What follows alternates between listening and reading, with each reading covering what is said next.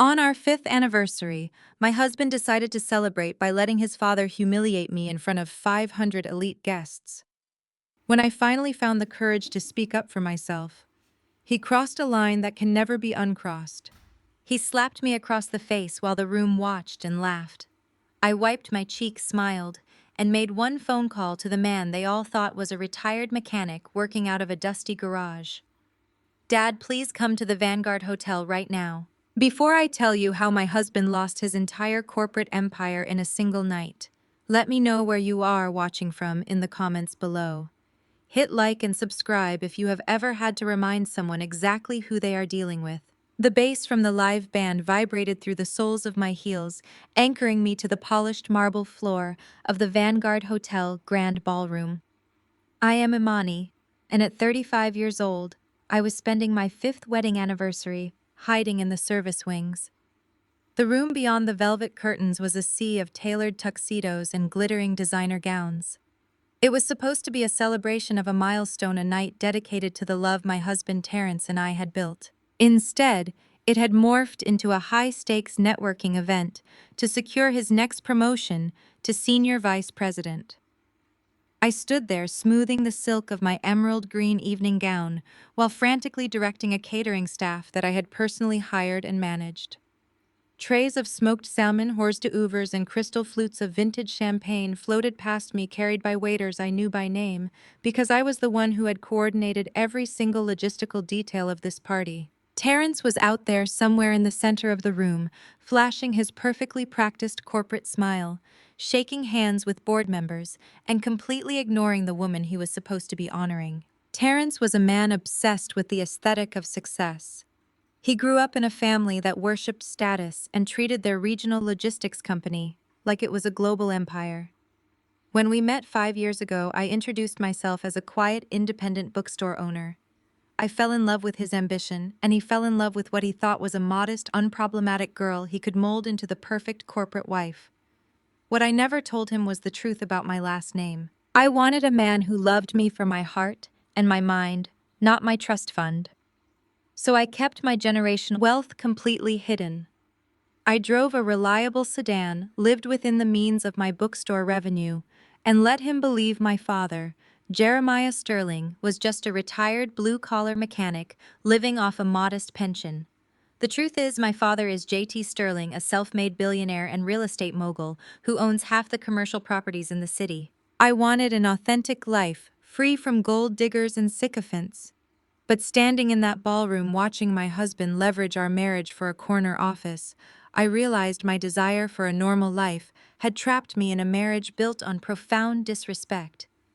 I watched him throw his head back, laughing at a joke made by a senior partner, without even a glance toward the service doors to see if I needed help.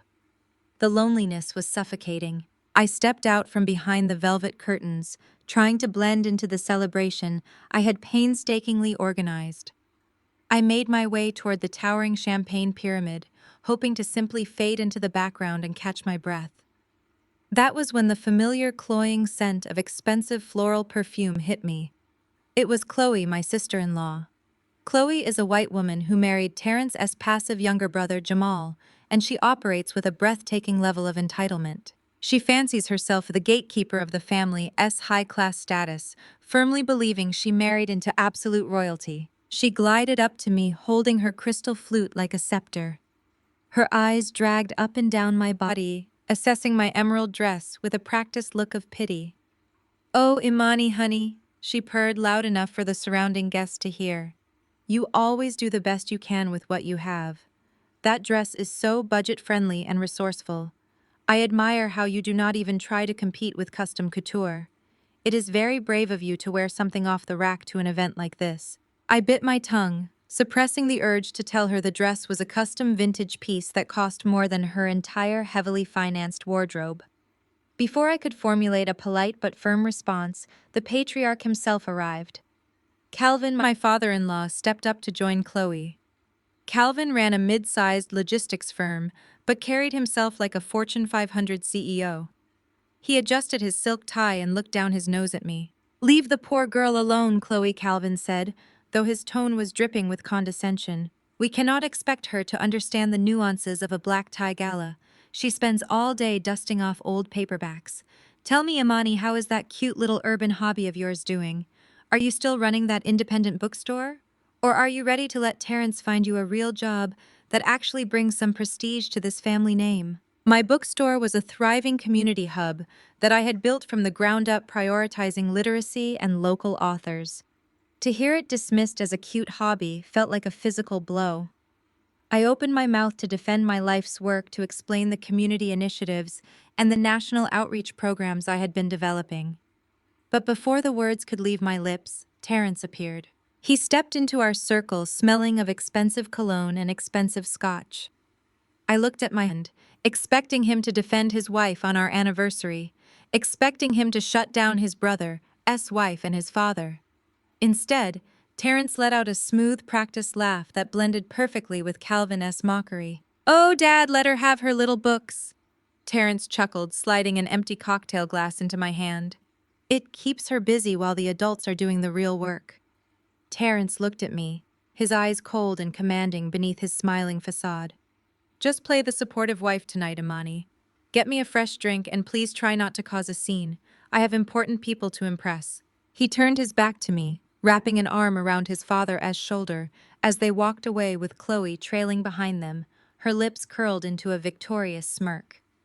I stood there holding my husband's empty glass, the condensation chilling my fingers. The sheer weight of his betrayal anchored me to the spot. For 5 years I had swallowed their microaggressions. I had smiled through Thanksgiving dinners where Calvin mocked my career. I had kept quiet during family vacations, where Chloe treated me like the hired help, simply because she felt her proximity to their money made her superior. I had rationalized Terrence's behavior, telling myself he was just trying to please a demanding father and navigate a difficult family dynamic. But this was different. This was our anniversary, a night that was supposed to be a testament to our partnership. And he had just reduced me to an embarrassing accessory in front of 500 people. I looked down at the empty glass in my hand, seeing my distorted reflection in the crystal. I thought about my father Jeremiah working tirelessly his entire life to build an empire, so his daughter would never have to bow her head to anyone. He had raised me to be fiercely independent, to value intellect over optics and substance over superficial charm. He had taught me that respect was non-negotiable. I had hidden his identity to protect my peace, but in doing so, I had allowed a family of arrogant, insecure social climbers to convince themselves I was beneath them. I had dimmed my own light to make Terrence feel taller. The music swelled, a romantic ballad that felt like a cruel joke echoing off the high ceilings. Guests were laughing, dancing, exchanging business cards, and making deals, while my marriage was quietly fracturing in the shadows of the champagne tower. I realized then that the man I had married did not exist. The Terrence I fell in love with, the charming, supportive partner, had been a carefully constructed mask designed to win over a woman he thought he could control. The real Terrence was the man who had just handed me an empty glass and told me to stay in my place. A waiter brushed past me, asking if I needed anything. I shook my head, placing the empty glass on a passing silver tray. The cold realization washing over me was not just a passing moment of anger, it was an absolute awakening. The illusion of my marriage was completely shattered, leaving behind only the sharp edges of reality. I smoothed the fabric of my dress, lifted my chin, and took a deep breath. I was done shrinking. I was done playing the grateful charity case for a family whose entire net worth was a fraction of the charitable donations my father made annually. I walked back toward the main ballroom floor, no longer hiding in the service wings. If Terrence and his family wanted to see how a supportive wife behaved, I was going to give them an unforgettable performance. The night was far from over, and the real celebration was just about to begin. The transition back into the main ballroom felt like crossing an invisible boundary line. The 500 guests were already taking their seats as the catering staff I had managed all night began the synchronized dance of serving the first course. Crystal glasses clinked, and the low hum of corporate networking filled the cavernous space. I found my way to the head table, situated directly beneath a massive crystal chandelier. Terrence pulled out my chair with a practiced smile that was strictly for the benefit of the regional directors sitting nearby. He did not look me in the eye. He did not ask where I had been. He simply pushed my chair in and immediately turned to the man on his right to discuss quarterly projections. I sat perfectly still while plates of seared scallops and truffle risotto were placed in front of us. The food tasted like ash. I looked around the table at the family I had married into. My brother-in-law Jamal was staring blankly at his phone, completely checked out of reality. Beside him sat Chloe, her posture rigid with self-importance, her eyes constantly scanning the room to ensure people were noticing her designer gown. And at the center of it all sat Calvin holding court. I was loudly recounting a story about a recent golf tournament, making sure everyone within a 10-foot radius knew exactly how much money he had wagered on a single hole. A sharp ringing sound cut through the ambient noise. Calvin had stood up and was tapping his silver fork against his champagne flute. The heavy velvet curtains behind the main stage parted, and a spotlight hit the podium. Calvin adjusted his tailored suit jacket and walked up the steps with the unearned swagger of a king surveying his conquered lands. The room fell into a respectful silence. These were people who wanted Calvin's logistics contracts, so they gave him their undivided attention. "Good evening, everyone," Calvin began, his voice booming through the state-of-the-art sound system. "We are gathered here tonight to celebrate 5 years of marriage between my son Terrence and his lovely wife Imani. But if we are being honest, we are really here to celebrate Terrence." A wave of polite laughter rippled through the ballroom.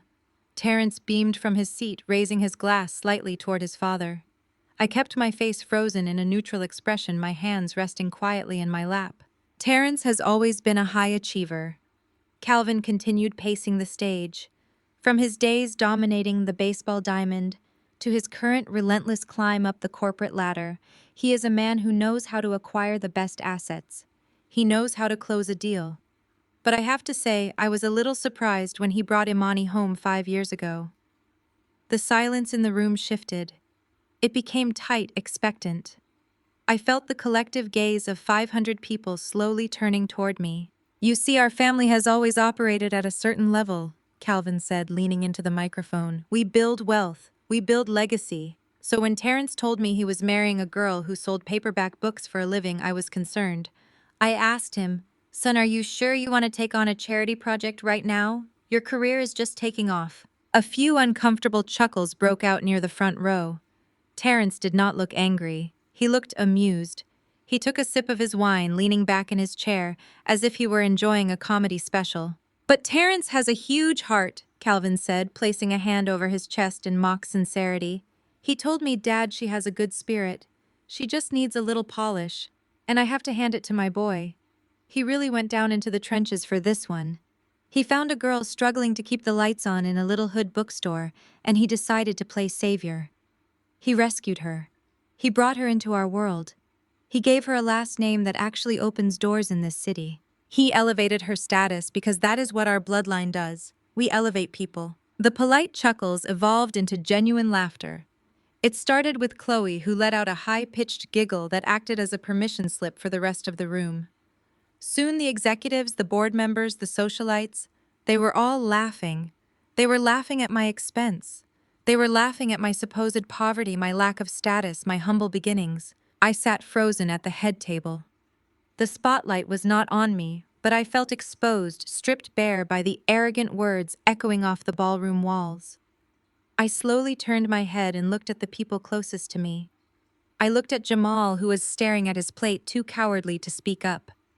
I looked at Chloe, who was smirking behind her crystal glass, her eyes shining with malicious delight. Finally, I looked at my husband, the man who had vowed to protect me, to honor me. Terrence was laughing. I was actually laughing, shaking his head in mock modesty as his father publicly humiliated me to stroke his own ego. My heart pounded furiously against my ribs, but my mind became frighteningly clear. The adrenaline rushing through my veins did not make me want to cry. It made me hyper-aware. I scanned the crowd of 500 guests. These were influential people in our city, people who pride themselves on Black excellence and corporate progress. Yet they sat there eagerly participating in the degradation of a Black woman, simply because the man holding the microphone had a little bit of power and money. They were an echo chamber of elitism and arrogance, In that crystal clear moment, the final pieces of the puzzle fell into place. I realized exactly how deeply my husband's family despised me. It was not just that they thought I was poor, it was that they needed me to be poor. They thrived on tearing me down because it was the only way they could elevate their own fragile egos. Calvin's logistics company was struggling. Terrence was desperate for a promotion he had not yet earned, and Chloe was clinging to a social status that was entirely dependent on her husband's last name. They were empty, hollow people playing dress up in designer clothes. They used my supposed poverty as a footstool to make themselves feel taller. Calvin raised his glass high above his head, turning directly toward our table. So here is to my son Terrence, a corporate titan, a visionary, and a man with a heart big enough to take in a girl from the bottom and show her how the top half lives. Cheers! Cheers, the room roared back. 500 glasses raised in the air. Terrence turned to me, a condescending smile plastered across his face. He nudged my arm under the table. You should smile, he whispered through his teeth. It is just a joke, Imani. Do not ruin the mood. I did not smile. I did not blink. I stared straight ahead, listening to the applause and the laughter washing over me. I realized that keeping my father's identity a secret had been the biggest mistake of my life. I had wanted to protect my peace, but I had only protected their delusions. They truly believed they were the untouchable kings of this city. They truly believed I was a helpless peasant lucky to be allowed in their presence. As Calvin stepped away from the podium, handing the microphone off, I felt a cold, absolute resolve settle deep into my bones. The time for shrinking was over. Calvin did not simply step away from the podium to return to his seat. He turned and offered this microphone to Chloe, who had already abandoned her chair and was practically sprinting toward the stage stairs. She was eager for her moment in the spotlight, hungry to piggyback on Calvin's mockery. She smoothed her heavily beaded gown and took the microphone with a practiced, radiant smile that masked the absolute venom she was about to spit. I just have to add to what my wonderful father-in-law said. Chloe began, her voice breathless and artificially sweet. When Jamal and I first met Imani, I knew right away that she needed a friend. She needed someone to show her the ropes. It can be so intimidating stepping into our world. I remember having to teach her which fork to use at formal dinners, how to pronounce the French names on the wine list, and how to survive in our social circles without feeling completely out of place. She let out a high-pitched, tinkling laugh that grated against my eardrums. It has been such a rewarding project for me, honestly. Teaching her high society etiquette is practically a full-time job, but we love her anyway. We take care of our own even when they come from nothing. Right, Terrence? Terrence raised his glass again, offering her a charming wink. The crowd applauded. They were applauding this magnanimous white woman for descending from her pedestal to save the poor, uncultured black girl. The audacity was staggering. Chloe was framing herself as a modern-day savior, weaponizing her privilege in a room full of black professionals who were too busy trying to secure contracts with Calvin to call out the blatant disrespect. I pushed my chair back. The harsh scrape of wood against marble sliced through the applause. Terrence snapped his head toward me, his smile vanishing instantly. He hissed under his breath, telling me to sit down and stop making a scene. I ignored him completely. I stood to my full height, smoothing the front of my emerald gown. My posture was flawless, my expression entirely unbothered. I walked slowly and deliberately toward the stage. A murmur rippled through the front tables. The crowd likely thought I was going to hug Chloe or offer a tearful speech thanking this family for their immense generosity. Chloe certainly thought so. As I climbed the short staircase to the stage, she beamed, holding her arms out wide for an embrace. I bypassed her arms entirely.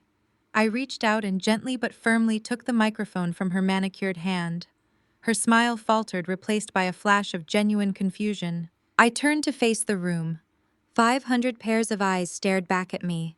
I looked at the regional directors, the board members, the socialites, and the sycophants. Then I looked at Calvin sitting at the head table with a smug grin. I looked at Chloe frozen beside me. Finally, I locked eyes with Terrence. Thank you, Chloe, I began, my voice perfectly level, carrying across the massive room without a single tremor. And thank you, Calvin, for that incredibly imaginative toast. It is truly inspiring how much fiction can be squeezed into a 5-minute speech. The silence that fell over the ballroom was immediate and heavy. The polite smiles vanished from the faces of the executives. Terence half stood from his chair, his face flushing a dangerous dark red. Calvin mentioned how this family builds wealth and legacy. I continued pacing slowly across the stage, making direct eye contact with the investors seated near the front. What he failed to mention to all of you tonight is that his logistics firm posted a 22% loss in the third quarter, or that he has been desperately leveraging his remaining assets to secure a bridge loan just to make payroll for his drivers next month. Building wealth is a fascinating concept to preach about when your own company is currently operating on life support and borrowed time. Loud gasps echoed through the ballroom. Calvin S.'s face turned an alarming shade of gray. The executives he had been trying to impress all evening suddenly shifted in their seats, looking at him with sharp, calculating eyes. The facade of the untouchable corporate titan shattered in under 30 seconds. I turned my attention to the woman standing paralyzed to my left, and Chloe, my self-appointed etiquette coach and savior. It is incredibly generous of you to offer lessons on high society and proper behavior. But perhaps before you teach me which salad fork to use, you should learn not to lease your custom couture gowns under your husband as corporate expense account to dodge the sales tax. Real wealth does not need to be rented, Chloe. Chloe gasped, stepping back as if she had been physically struck. Her face burned crimson and she covered her mouth, looking frantically at Jamal, who was staring at his plate in utter humiliation. I turned back to the audience, my voice echoing through the dead quiet room. This family loves to talk about elevation. They love to talk about the bottom and the top. But true elevation does not require stepping on someone else's neck to reach the podium. I run an independent bookstore because I believe in enriching my community, not because it is the only job I can get. I chose a life of quiet substance over loud pretense. I allowed this family to believe their own delusions because their egos were too fragile to handle anything else. I wanted a marriage built on partnership, not a business transaction. But I will not be the punchline to your pathetic jokes any longer. I looked down at Terence. He was staring at me with a mixture of pure, unadulterated rage and absolute shock. His hands were balled into fists at his sides. Terence, I said, dropping my voice an octave, ensuring every word landed with maximum impact. You wanted a supportive wife tonight. You told me to play my part. Consider this my ultimate support. I am finally showing your colleagues, your investors, and your friends exactly what kind of men run this family. Men who need to publicly humiliate women just to feel tall. I did not drop the microphone. That would be dramatic and messy. I simply switched it off with a sharp click, set it neatly on the wooden podium, and turned my back on them. The silence in the ballroom was absolute. No one clapped. No one whispered. The band members were perfectly still. The devastation I had just unleashed was complete, surgical, and beautifully calm. I had barely taken 2 steps toward the edge of the stage when the heavy thud of leather shoes hitting the wooden steps vibrated beneath my feet. Terence was not walking, he was charging. I felt a rough hand close around my bare shoulder. His grip was entirely devoid of the polished, gentlemanly restraint he had faked for 5 years. He spun me around with enough force that the hem of my emerald gown flared out around my ankles. He reached past me and knocked the microphone off the wooden podium. It hit the stage floor with an ear-splitting shriek of audio feedback, causing several guests in the front row to flinch and cover their ears. But Terence did not care about the noise. His eyes were wide, wild, and stripped of every ounce of corporate charm. He looked like a cornered animal realizing its cage had just been exposed to the world. Before I could even register the depth of his fury, his hand swung through the air. The impact was explosive. His open palm struck the left side of my face with a sickening crack that echoed across the cavernous ballroom, instantly silencing the lingering static from the dropped microphone. The sheer force of the blow snapped my head to the right, sending a shockwave of white-hot pain radiating from my cheekbone down through my jaw. A sharp, high-pitched ringing instantly filled my left ear, drowning out the ambient sounds of the room. I stumbled slightly, my heel catching on the edge of the podium base, but I refused to fall. I planted my feet, locked my knees, and braced myself against the physical jolt. The heat on my skin bloomed fast and furious, a burning red brand of his masculine insecurity. For a fraction of a second, the world stood completely still. I waited for the inevitable uproar. I waited for the shouts of outrage, for security to rush the stage, for the distinguished guests to condemn a man who had just assaulted his wife in front of 500 people. But the uproar never came. I slowly turned my head back to face the room, tasting the faint metallic tang of blood where my teeth had caught the inside of my cheek. My gaze bypassed my husband and landed directly on the head table. Calvin was leaning back in his velvet chair, adjusting his cufflinks. He did not look horrified. He looked satisfied. Our eyes met across the distance, and Calvin gave a slow, deliberate nod. It was a gesture of absolute approval, a father silently praising his son for reclaiming his dominance and putting a rebellious woman back into submission. My stomach turned to ice. I shifted my focus to Chloe. She lifted both of her hands to cover her mouth, executing a flawless, picture-perfect gasp meant to convey aristocratic shock. But her hands could not cover her eyes. Above her manicured fingers, her eyes were dancing with malicious, vindictive glee. The corners of her mouth were clearly fighting a smirk behind her palms. She was thrilled. She was reveling in my physical humiliation, entirely unbothered by the violence, because it was directed at the woman she perceived as her inferior. The sickness of the room extended far beyond the head table. I looked down at the front row where Terrence's colleagues and regional directors sat. These were men who championed corporate ethics and social progress on their professional profiles. But in the safety of this elite echo chamber, their true colors bled through the fabric of their tailored tuxedos. A man to the far left actually let out a low, breathy chuckle, shaking his head as if he had just witnessed a mildly entertaining disciplinary action. Another executive leaned over and muttered something to his table-mate, resulting in a shared smirk of agreement. They were writing it off as justifiable. They were treating a physical assault as a necessary correction for a disrespectful wife who had dared to speak out of turn. The sheer moral bankruptcy of the room was far more jarring than the physical blow I had just absorbed. I stood on a brilliantly lit stage surrounded by unimaginable wealth and influence, enveloped by a deafening silence of complicity. No one was coming to help me because they simply did not believe I was worth defending. They believed I deserved it. I realized in that prolonged stretch of silence that Terrence had never truly been a partner. He was a warden. The charming dates, the supportive conversations about my business, the smiles we shared over morning coffee, they were all conditionally based on my obedience. The moment my voice threatened his fragile hierarchy, violence became his immediate and natural recourse. The complicity of the 500 people in that ballroom was a suffocating blanket. It was a stark reminder of the world they occupied. A world where money and status acted as a shield for the most deplorable human behaviors.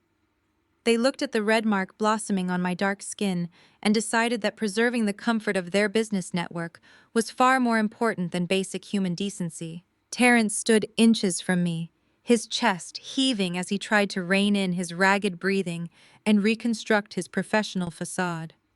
He straightened his suit jacket and shot his cuffs, pulling his shoulders back to project absolute authority.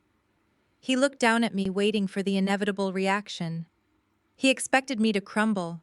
He expected me to burst into hysterical tears, cover my bruised face, and run off the stage in profound shame. He wanted to break my spirit so completely that his colleagues would view him as a man in total control of his household. I refused to give him a single ounce of satisfaction. I did not raise a hand to soothe my burning cheek. I did not let a single tear spill over my lashes. I straightened my spine, pulling my shoulders back to mirror his stance, but with a cold, regal authority he could never possess.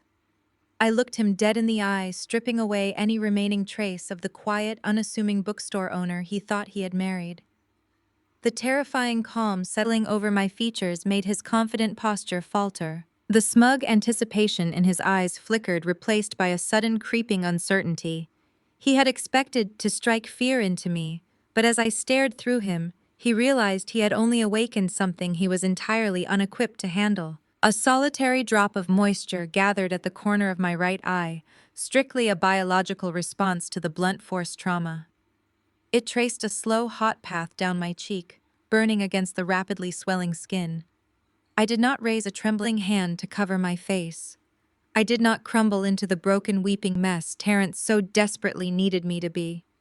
Instead, I lifted my chin a fraction of an inch higher and swiped the single tear away with the pad of my thumb. The gesture was dismissive, clinical, and entirely devoid of submission. I looked at the moisture on my thumb, and then I looked back at my husband. The absolute void of emotion in my eyes finally fractured his confidence. He took a minuscule half-step backward, his heavy breathing hitching in his chest. Having seen everything I needed to see, I broke eye contact. I turned my back to him, and the collective sharp intake of breath from the front tables followed my movement. I walked toward the edge of the stage with the measured, deliberate pacing of a woman who completely owned the ground she walked on. My emerald gown swept the floor gracefully, hiding the fact that my entire body was humming with an adrenaline-fueled rage that was rapidly crystallizing into absolute clarity. I navigated the short wooden staircase descending back to the main ballroom floor. As my heels clicked against the marble, I passed directly by the head table. Calvin was no longer nodding approvingly. His posture had stiffened, his hands resting flat against the white tablecloth as he watched my expressionless face. Chloe had dropped her hands from her mouth. Her triumphant smirk had melted into a look of wary confusion. They had expected a theatrical meltdown. They had expected me to run out of the service doors in profound shame, leaving them to control the narrative. My absolute silence unsettled them deeply. I did not spare either of them a second glance. They were already ghosts to me, behind me. I heard the harsh scrape of the microphone being snatched from the stage floor. Terrence tapped it twice, sending a heavy thudding sound echoing through the massive speakers. He cleared his throat, adopting his most polished, soothing corporate baritone. He was slipping effortlessly back into damage control mode, trying to salvage his precious networking event. Ladies and gentlemen, Terrence projected, his voice dripping with manufactured remorse. I sincerely apologize for that unfortunate disruption. As many of you know, my wife has been under a tremendous amount of stress lately, managing her small business. Emotions run high on anniversaries, and sometimes the pressure simply boils over into an outburst. Please forgive the theatrical display. We are dealing with some deeply personal marital challenges, and I ask for your grace and understanding as I help her navigate this difficult mental space. Let us return to the celebration. Please enjoy the next course. The sheer audacity of his gaslighting washed over my shoulders, but it did not penetrate my armor. He was standing on a stage weaponizing mental health and framing his physical assault as a tragic symptom of my supposed emotional instability. He was playing the burdened savior forced to discipline a hysterical woman for her own good. And the terrifying part was that the room accepted it. I heard the low murmur of executives nodding in agreement, the clinking of silverware resuming against fine china as the 500 guests eagerly returned to their seared scallops. They swallowed his narrative completely because it was comfortable and it protected their investments. I reached the heavy brass handles of the ballroom exit, pushing through the thick oak doors and stepping into the expansive silence of the Vanguard Hotel grand lobby. The air out here was cool and quiet, a stark contrast to the suffocating heat of the dining room. I stopped near a towering marble pillar and took a deep, steadying breath. The stinging in my cheek was throbbing now, a steady, rhythmic pulse of pain that served as a brutal reminder of the reality I had just escaped. For 5 years, I had operated under a strict personal code. When I left my father's sprawling estate to open my independent bookstore, I had made a silent vow to myself.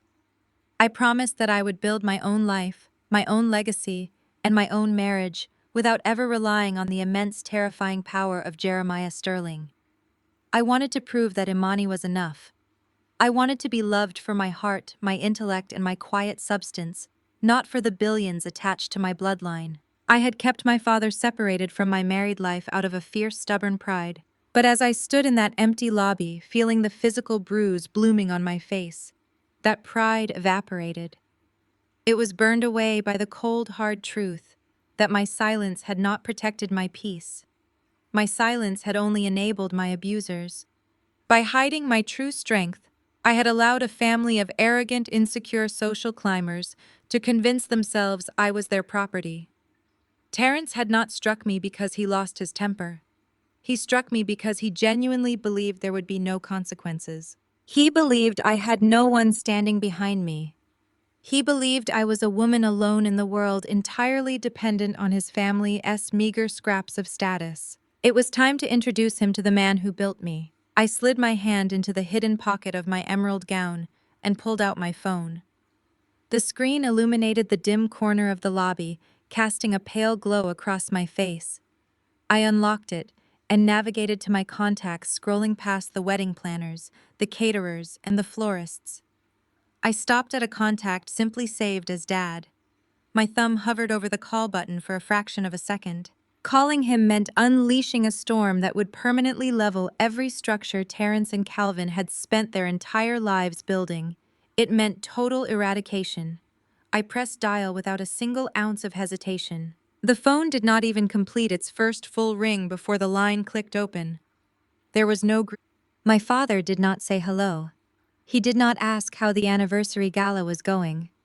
Jeremiah Sterling possessed an intuition that bordered on predatory, and he knew I would never call him at this hour unless the earth had shifted off its axis. Imani, his voice came through the speaker. It was deep, resonant, and vibrating with a quiet, immediate intensity. I did not let my voice shake. I kept my tone as flat and icy as the marble beneath my feet. Dad, please come to the Vanguard Hotel, now. I did not elaborate. I did not explain the slap, the humiliation, or the gaslighting. I did not need to. The total absence of warmth in my voice told him everything he needed to know. I am 5 minutes away, my father replied. The line went dead. He did not ask questions. He did not offer comforting platitudes. He simply mobilized. I lowered the phone from my ear and stared out through the floor-to-ceiling glass windows of the hotel lobby, watching the rain-slicked streets of the city. My heart beat with a slow, measured rhythm. I was no longer a wife trying to salvage a broken partnership. I was a Sterling, and the full weight of my family's legacy was currently accelerating through the city's streets, coming to dismantle the men who thought they could break me. I slipped the phone back into my pocket, crossed my arms, and waited for the fallout to begin. The Vanguard Hotel lobby was a masterpiece of modern architecture, a sprawling expanse of white marble and gold accents designed to make anyone standing inside it feel small. Right now, it served as the perfect quiet holding cell. I stood near the massive floor-to-ceiling windows, watching the rain wash over the city streets. The cold glass radiated a chill that grounded me, keeping my mind razor-sharp. I did not have to wait long. The heavy brass-handled doors of the main ballroom burst open with a violent shove that echoed loudly across the cavernous lobby. I did not turn around immediately. I listened to the rapid, aggressive thud of their footsteps marching across the marble. They moved as a pack, a unified front of arrogance and misplaced authority. I could hear Terrence breathing heavily, his dress shoes striking the floor with a harsh, frantic energy. I turned slowly, letting my gaze sweep over the 4 figures advancing toward me. Terrence led the charge. His tuxedo jacket was unbuttoned, and his tie was slightly askew, betraying the perfectly manicured image he had projected all evening. Behind him walked Calvin, his face set in a hard, uncompromising scowl. Jamal trailed slightly to the left, his eyes fixed firmly on the ground, refusing to look up. And bringing up the rear was Chloe, holding her designer clutch tightly against her chest, her eyes wide with a hungry, desperate anticipation for more drama. They moved with clear, tactical intent. Terrence stepped directly into my personal space, stopping mere inches from me. Calvin flanked him on the right, blocking my path to the main exit. Jamal and Chloe closed ranks on the left, effectively cornering me against the glass wall and the nearest marble pillar. They were using their bodies to intimidate me, to box me in, and reassert the physical dominance Terrence had just established on the stage. It was a classic display of pack mentality designed to overwhelm and break a solitary target. "What the hell is wrong with you?" Terrence spat, his voice a harsh, venomous whisper, meant to stay contained within our tight circle. "You completely lost your mind in there. You embarrassed me in front of the regional directors. You embarrassed this entire family. I looked at him, studying the pulsing vein in his neck and the frantic darting of his eyes. He was not just angry, he was terrified. The investors had seen behind the curtain, and he was desperately trying to regain control of a situation that was already miles beyond his reach. I did not say a word. My silence seemed to infuriate him further. He took another step forward, invading my space so completely I could smell the stale wine on his breath. "Do not look at me like that," Terence hissed, pointing a shaking finger at my face. "You forced my hand, Imani. You marched up on that stage and acted like absolute trash. You disrespected my father. You disrespected my brother's wife. What did you expect me to do? Let you ruin my career? I had to shut you down.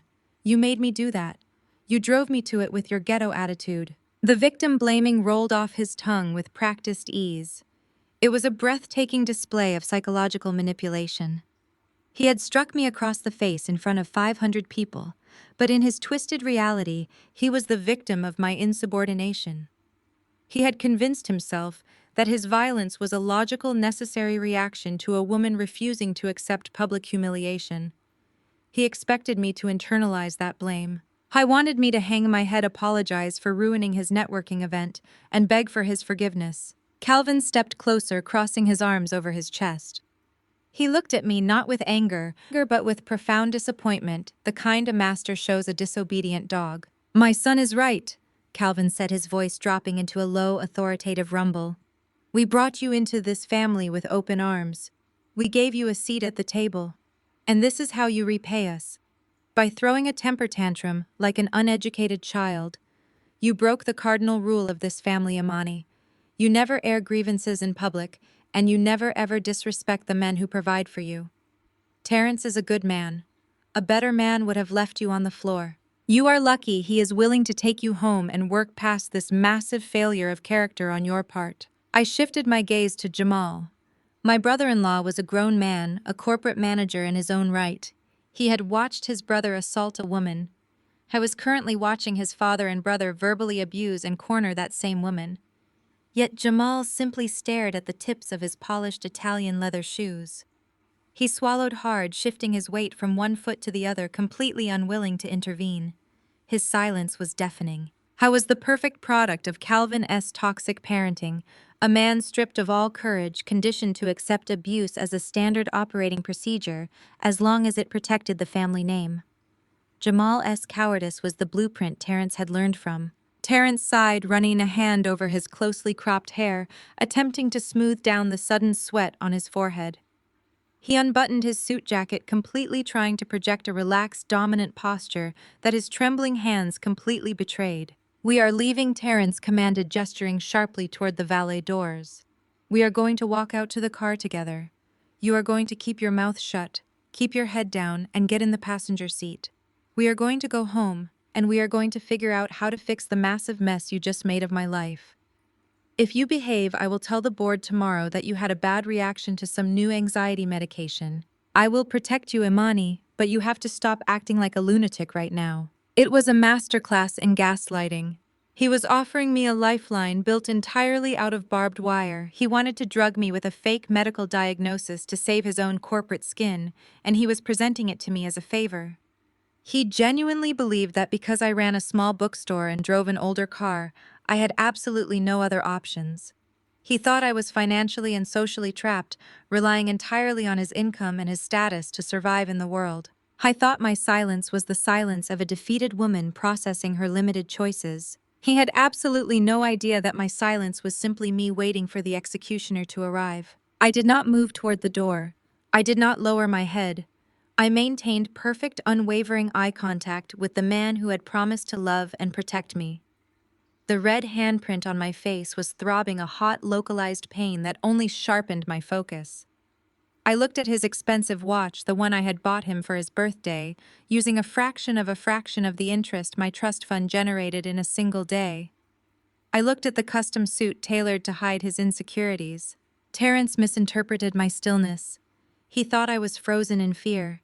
He reached out, grabbing my upper arm with a bruising grip, attempting to physically steer me toward the exit. "I said we are leaving," he growled, his fingers digging into my skin. "Move." I did not budge. I planted my heels firmly into the marble floor, dropping my center of gravity, making it impossible for him to pull me forward without causing a massive physical struggle in the open lobby. "Let go of me," I said.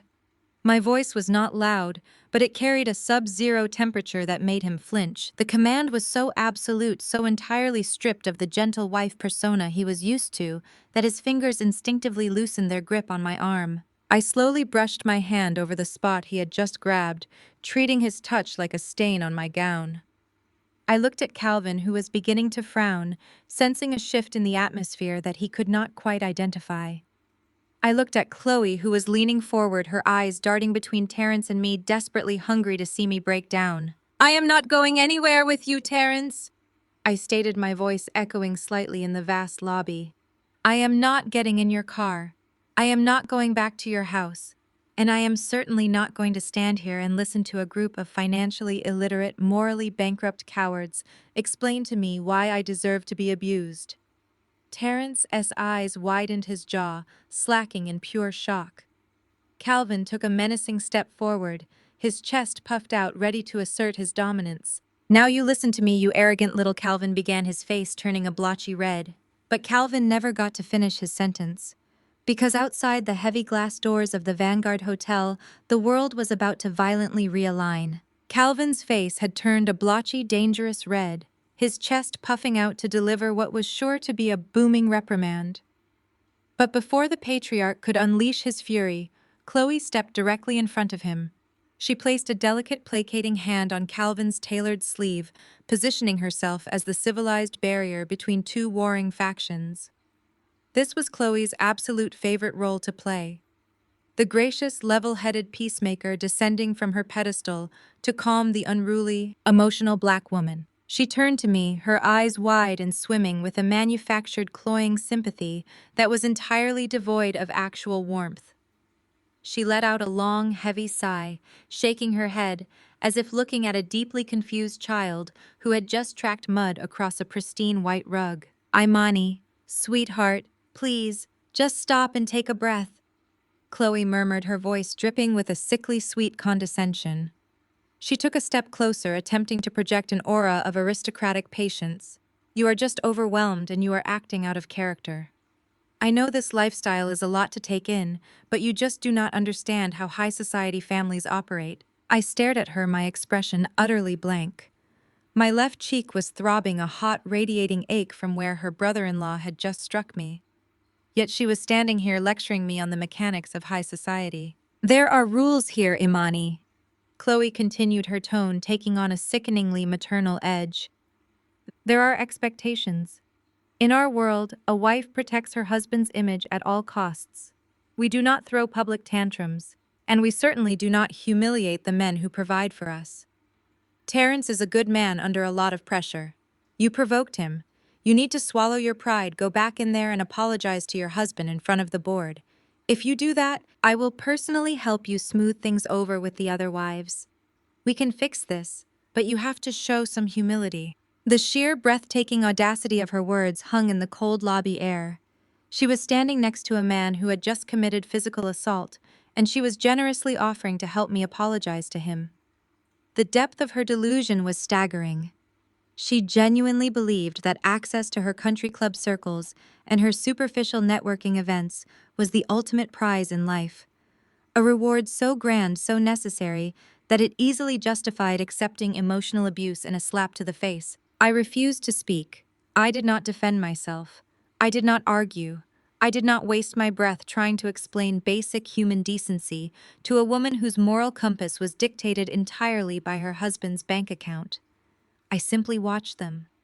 I let my silence stretch out, thick, cold, and suffocating. My stillness unnerved Chloe. She shifted her weight from one stiletto to the other, her performative sympathy cracking at the edges. She had expected me to yell, to cry, to engage in a back-and-forth screaming match that would only validate their belief that I was classless and hysterical. My cold, calculating calmness gave them absolutely nothing to feed on. Seeing Chloe fail to bring me into submission, Terrence stepped back into my line of sight.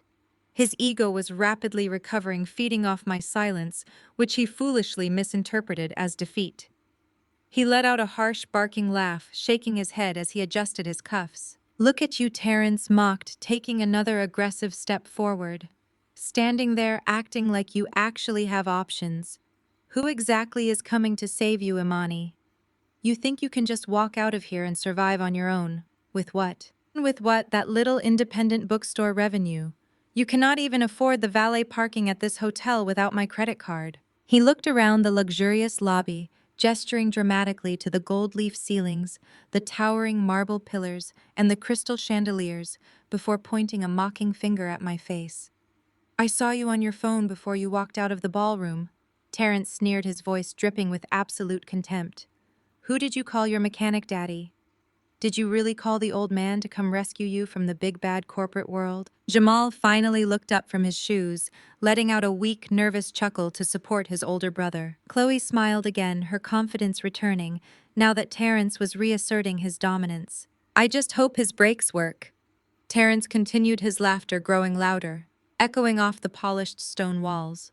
"And for your sake, I really hope that rusted-out old pickup truck of his does not leak oil in the Vanguard's luxury valet circle. They will charge my account for the cleanup, and I am not paying for your father's mess. What is he going to do?"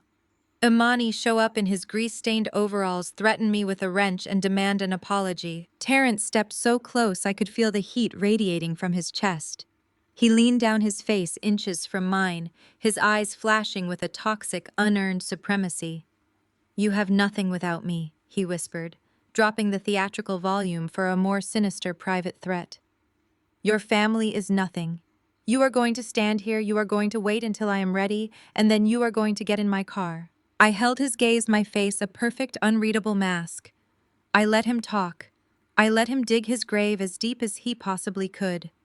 He was so blinded by his own arrogance, so obsessed with his curated image of black excellence, that he could not see the avalanche building right outside the glass doors. He thought power looked like a loud voice, a tailored suit, and a heavy hand. He thought power was belittling a woman in front of 500 people. I was about to learn that real power does not need to raise its voice at all. Real power moves the earth without making a sound until it is too late to run. I glanced past his shoulder, looking through the towering glass walls of the hotel entrance. The rain was coming down harder now, slicking the dark city streets and reflecting the glowing neon lights of the downtown skyline. My phone vibrated once in the hidden pocket of my emerald gown. A single silent notification. "Are you even listening to me?" Terrence demanded, snapping his fingers in front of my face, irritated that my attention had drifted away from his grandstanding. "I said you are going to wait right here." I finally opened my mouth. My voice was calm, smooth, and entirely devoid of fear. "I am not waiting for you, Terrence," I said, my eyes locking onto the dark street outside the glass doors. "I am waiting for my father. And you are right about one thing. We definitely need to worry about the valet circle." Terrence scoffed, rolling his eyes as he turned to look out the window to see exactly what had captured my attention. The heavy diagonal sheets of rain blurred the streetlights into long streaks of gold and red against the dark pavement. Cutting through the heart of the storm, moving with a silent, predatory grace, came a line of headlights. It was not a rusty pickup truck leaking oil. It was a fleet of 3 identical jet-black armored Mercedes Maybachs gliding smoothly into the Vanguard Hotel's circular driveway. They did not stop at the standard valet drop-off. They bypassed the long line of luxury sedans and sports cars waiting patiently for service. The lead car pulled directly up to the restricted VIP curb, the heavy tires coming to a synchronized smooth halt. The second and third cars angled themselves perfectly, effectively blockading the entire main entrance. They were massive, menacing, and completely unapologetic in their occupation of the space. The deep, low purr of their high-performance engines vibrated through the thick glass of the lobby windows. Terrence let out a low whistle, his anger momentarily overridden by his sheer obsession with status and wealth. He took a step closer to the window, his eyes scanning the tinted glass of the vehicles. "Looks like a head of state or a major tech mogul is checking in tonight," he muttered, the arrogance in his voice replaced by a sudden hungry reverence. "That is a serious security detail." He was entirely correct about the security detail, but he was fundamentally wrong about their destination. The doors of the first and third Maybachs swung open simultaneously. Four men stepped out into the driving rain. They were not wearing the Vanguard Hotel's standard valet uniforms. They were dressed in immaculate tailored dark suits with discreet communication earpieces. They moved with a terrifying synchronized precision that screamed elite military training rather than private corporate security. They did not jog or rush to get out of the downpour. They commanded the space. Two of them smoothly opened massive heavy-duty black umbrellas, while the other two scanned the perimeter, their sharp eyes sweeping over the valet stand, the wet street and directly through the glass doors into the lobby. Chloe stepped forward, her designer clutch practically forgotten as she pressed her face closer to the window. Her eyes were wide, glowing with the desperate need to catch a glimpse of whoever was important enough to command this level of disruption. "Who do you think it is?" she whispered, her voice vibrating with excitement. "Do you think they are here for the anniversary gala?" Calvin straightened his silk tie, pushing his chest out and pulling his shoulders back. He was automatically adjusting his posture, preparing his most polished corporate smile, just in case the mystery billionaire was someone he could pitch his failing logistics company to. It was pathetic to watch. They were all staring at the motorcade like starving dogs looking at a feast, completely oblivious to the fact that the feast belonged entirely to the woman they had just finished abusing. The chaos outside escalated rapidly. The hotel head valet, a man who normally operated with snobbish authority, was frantically waving his hands, trying to direct his staff to move out of the way of the armored vehicles. But the real spectacle was happening inside the lobby. From the corner of my eye, I saw sudden movement near the grand staircase. It was Mr. Harrison, the Vanguard Hotel general manager. All night long, Mr. Harrison had actively avoided my eye contact. When I needed the catering staff to open another set of double doors for the gala earlier in the evening, he had dismissed me with a condescending wave, clearly viewing me as a low-level event planner rather than the wife of the host. Now Mr. Harrison was practically sprinting across the polished marble floor. His face was pale, his eyes wide with absolute unadulterated panic.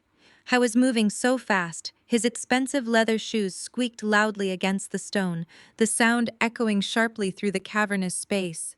He shoved past a bewildered bellhop, nearly tripping over his own feet as he barreled toward the front entrance. "Open the doors right now!" Mr. Harrison barked at his staff, his voice cracking with anxiety. Two doormen scrambled to pull the heavy brass handles wide open, letting the cold, damp night air flood into the luxurious, heated lobby. Mr. Harrison rushed out into the pouring rain, completely ignoring the fact that his tailored suit was getting soaked in seconds. He bypassed Terrence's rented luxury car, which was currently parked near the edge of the circle, and scurried directly toward the middle Maybach. He stood at attention a few feet away from the heavy blacked-out passenger door, bowing his head slightly, waiting like a loyal servant for permission to speak. Terrence crossed his arms over his chest, a smirk playing on his lips, as he watched the scene unfold. "Harrison is terrified," Terrence noted, chuckling, as he watched the general manager shiver in the cold rain. "Whoever is in that car has enough capital to buy this entire hotel and fire him on the spot. Now that is the kind of power I am going to have one day." I looked at my husband. I looked at the man who had struck me across the face because he felt so big, so untouchable, so dominant. He was standing here admiring the very power that was about to absolutely crush his entire existence.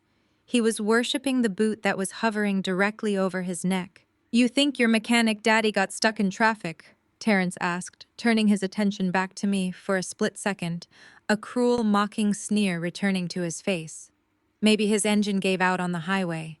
Or maybe he saw these cars pull up and realized he does not belong anywhere near this zip code. Jamal let out another weak, compliant laugh to support his brother. Chloe did not even turn around. Her face remained glued to the glass, utterly captivated by the display of extreme wealth. I did not answer him. I did not need to. Outside, the heavy armored passenger door of the middle Maybach slowly began to open. The security detail immediately stepped forward, positioning the large black umbrella perfectly to shield the interior from the driving rain. Mr. Harrison took a step forward, his hands clasped tightly together in front of him, his posture radiating total subservience. The tension in the lobby was palpable. The valets had stopped moving. The bellhops were staring. Terrence, Calvin, Jamal, and Chloe were holding their breath, waiting to see which celebrity, which politician, or which Fortune 500 titan was about to step out onto the wet pavement. I stood perfectly still. The stinging in my cheek was completely eclipsed by the icy absolute certainty pumping through my veins. They wanted high society. They wanted generational wealth. They wanted legacy. They were about to get exactly what they asked for. A polished custom leather Oxford stepped out of the vehicle and splashed cleanly onto the wet asphalt. The man who followed it did not fumble or rush to escape the downpour. He stood up to his full imposing height under the canopy of the massive black umbrella held by his security detail. He was not wearing grease-stained overalls. He was not wiping oil from his hands with a ragged towel.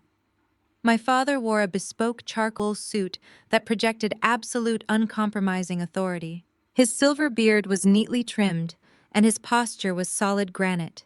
He radiated a quiet, lethal power that immediately commanded the space. Mr. Harrison practically folded himself in half as he approached the curb. "Welcome to the vanguard, Mr. Sterling," he gasped, his voice trembling over the sound of the driving rain. "We had no idea you were coming. Please let me escort you inside out of this weather." My father did not acknowledge him. He did not offer a polite nod, a passing glance, or a single syllable of recognition. He simply walked straight past the general manager, leaving Harrison dripping wet and completely irrelevant on the sidewalk. Inside the lobby, Calvin shifted his weight, and the sound of his sharp intake of breath was the loudest noise in the room. I watched the blood rapidly drain from my father-in-law's face, leaving his skin looking ashen and suddenly very old. His hands, which had been confidently resting on his hips, dropped to his sides like dead weight. Calvin knew exactly who was walking through those automatic glass doors. Jeremiah Sterling was not just a name on a list of wealthy elites. His holding company owned the exact private equity firm that was currently keeping Calvin's failing logistics business out of bankruptcy. My father held the financial strings to Calvin's entire livelihood.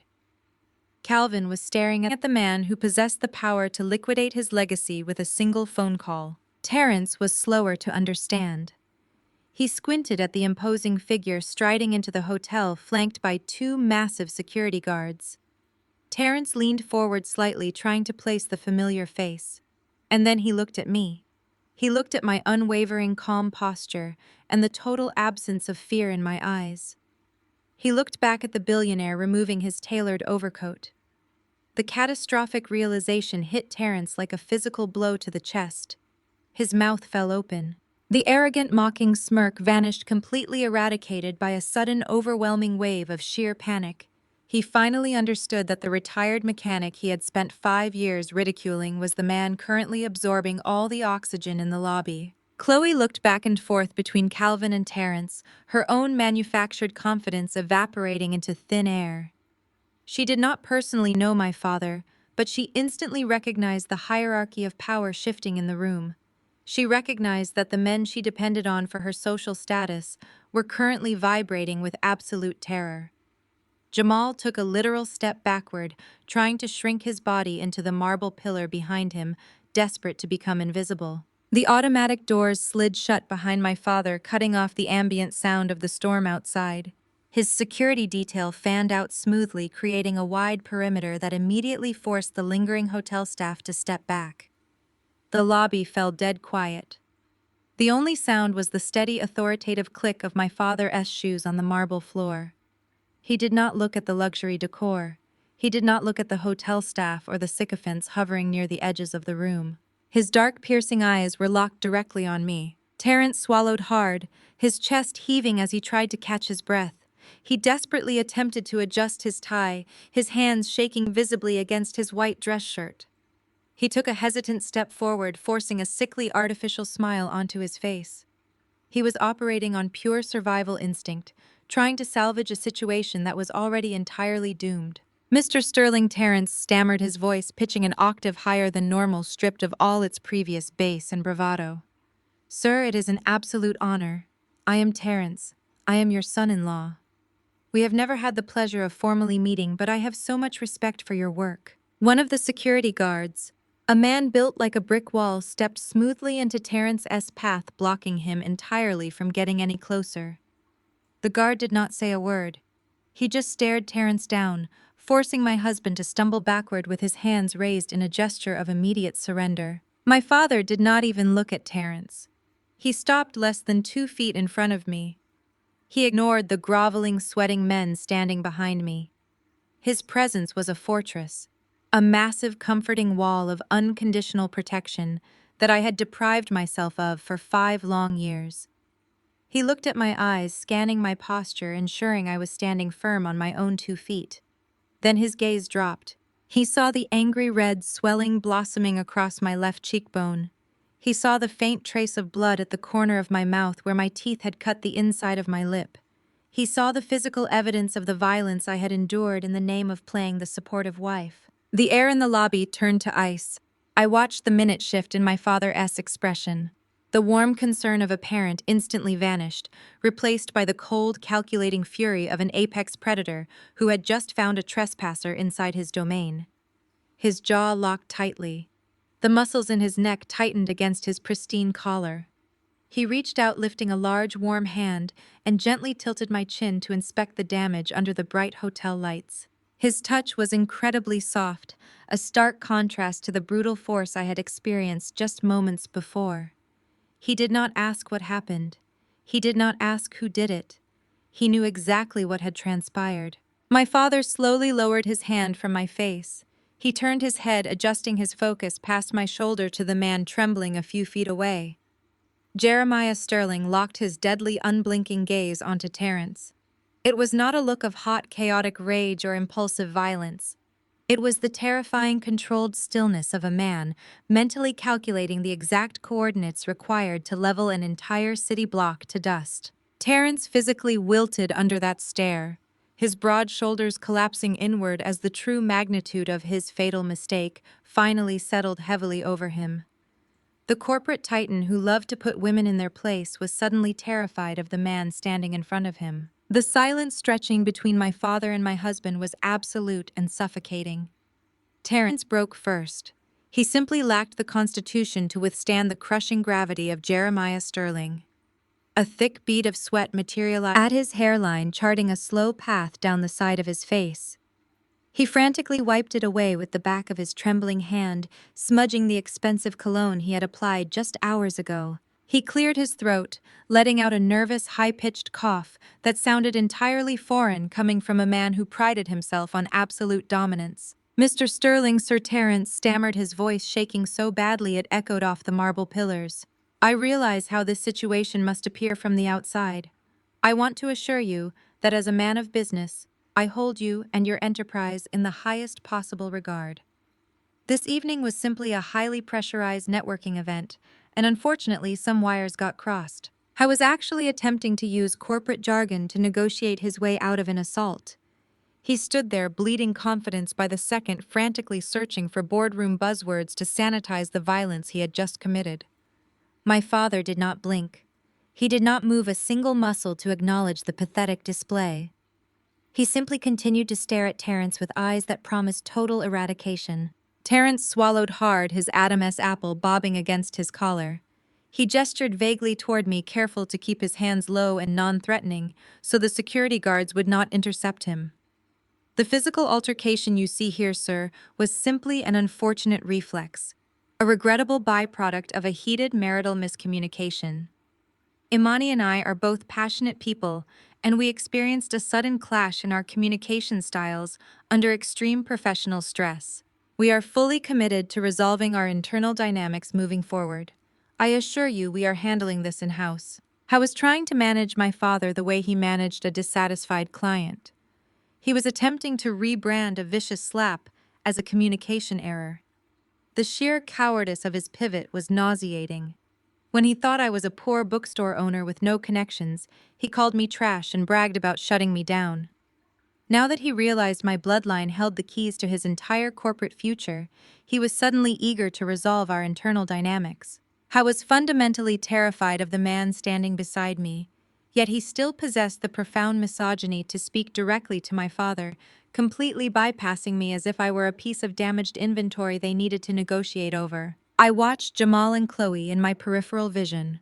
Jamal was staring at his brother with wide eyes, watching the man he idolized unravel into a stuttering mess. Chloe had shrunk back against the wall, her designer clutch pressed tight against her chest, suddenly realizing that her white privilege and country club status offered absolutely zero protection against a billionaire who was watching his daughter stand with a bruised face. I did not wait for my father to respond. I did not need a billionaire to speak for me. I stepped forward, closing the physical distance between myself and the man I had married. The security guard flanking my father smoothly shifted his stance, ensuring Terrence could not move an inch toward me. An unfortunate reflex. I asked, my voice carrying a razor-sharp clarity that sliced right through his pathetic corporate spin. A clash in communication styles, Terrence. Terrence snapped his mouth shut, his eyes darting frantically between me and my father. The sweat was pouring freely down his face, now soaking into the collar of his tailored shirt. He opened his mouth to formulate another excuse, hoping to appeal to my father man to man, but I cut him off with the precision of a surgeon. Do not dare stand here and sanitize your violence with boardroom vocabulary, I commanded, locking my eyes onto his terrified face. 10 minutes ago, you cornered me against that glass wall. You grabbed my arm with enough force to leave bruises, and you told me I forced your hand. You told me you had to shut me down because my ghetto attitude was ruining your networking event. Terrence visibly flinched at the exact repetition of his own words. He raised a shaking hand as if trying to physically block the sound of my voice. Imani, please, he whispered frantically, his eyes begging me to stop. Do not do this right now. We can talk about this in private. I ignored his begging completely. I stepped half a pace closer, forcing him to look at the red welt his hand had left on my cheek. You told me you were going to drag me to the passenger seat of your car. I continued, my voice rising in volume, ensuring that Calvin, Jamal, and Chloe heard every single syllable. You said you were going to force me to lie to your corporate board. You planned to tell your colleagues that I had a severe reaction to anxiety medication to cover up the fact that you assaulted your wife in front of 500 people. You did not have a communication error, Terrence. You threw a violent temper tantrum because a woman you thought was beneath you refused to bow her head and stroke your fragile ego. The absolute truth stripped away the last remaining shreds of his corporate armor. His shoulders collapsed forward, and he looked physically ill. He glanced desperately at his father, hoping for Calvin to step in and save him, but Calvin was frozen in his own private nightmare, realizing his logistics empire was currently hanging by a thread. Terrence was completely isolated, drowning in the consequences of his own arrogance. I had built his entire identity on the illusion of absolute control, and I had just handed him a mirror reflecting nothing but a weak, terrified coward. With Terrence effectively paralyzed by his own cowardice, the oppressive silence in the lobby shifted its heavy gaze toward the rest of his family. The reality of my father standing there, flanked by elite security and radiating absolute billionaire authority, was acting as a brutal solvent, melting away their carefully constructed facades. I turned my attention away from my husband and let my eyes sweep over the remaining trio.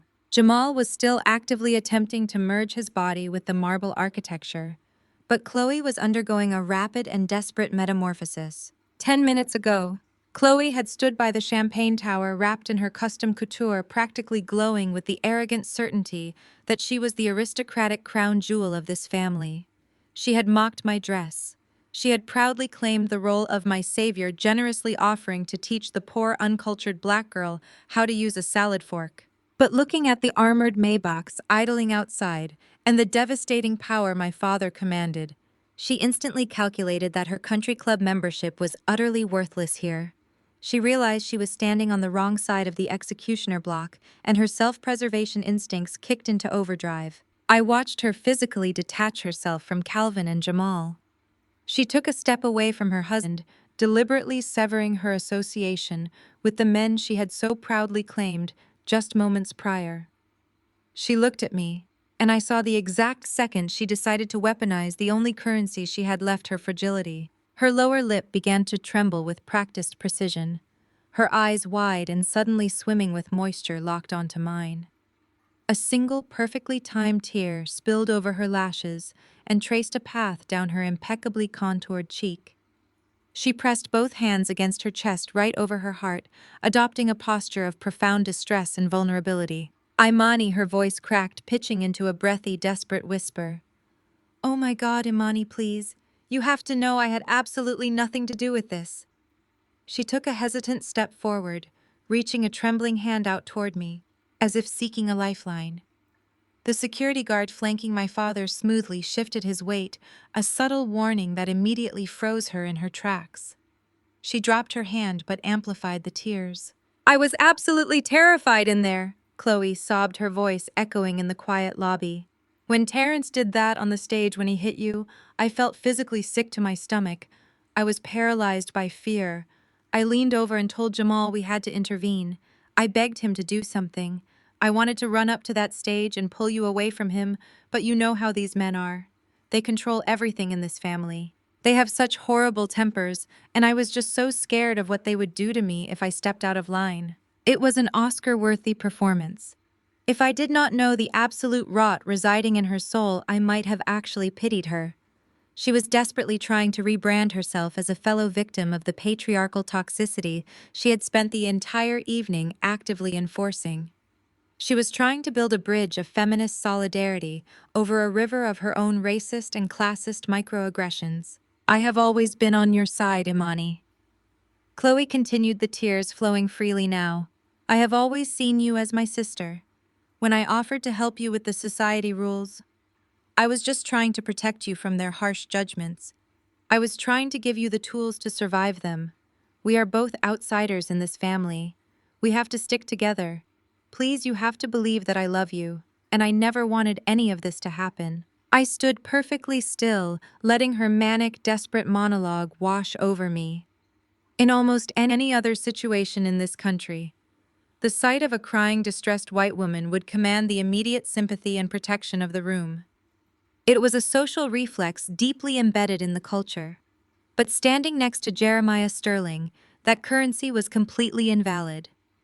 My father watched her performance with the mild, detached curiosity of a scientist observing a predictable lab rat navigating a maze. He did not flinch, he did not soften, he simply waited for me to dismantle her. I let a long, heavy beat of silence follow her plea. I let her stand there in her rented couture gown, choking on her own manufactured sobs, waiting for the absolution she thought her tears entitled her to. I looked at her shaking hands currently pressed against her chest in a display of faux sisterhood. I remembered those exact hands just minutes ago in the ballroom.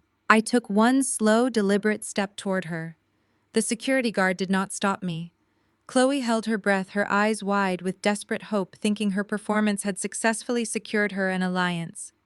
I kept my voice incredibly soft, devoid of any anger or heightened emotion. The total absence of heat in my tone forced her to lean in slightly to hear her own execution. "Sister," I said, testing the word on my tongue, making it sound like poison. "That is a fascinating word choice, Chloe.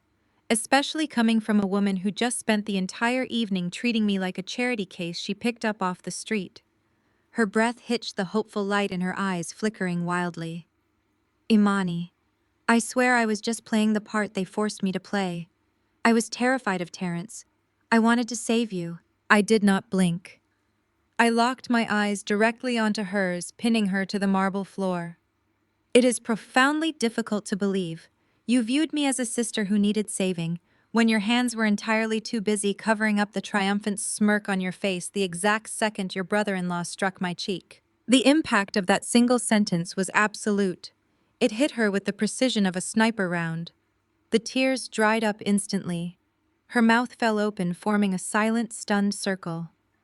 The breathless victim persona evaporated, leaving behind nothing but the stark, ugly reality of a woman who had just been completely and thoroughly exposed.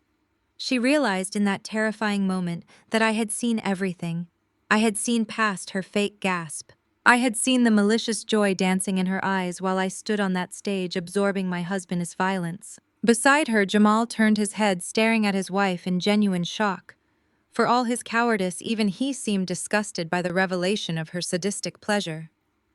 Calvin let out a harsh, dismissive scoff, shaking his head at the pathetic unraveling of his daughter-in-law.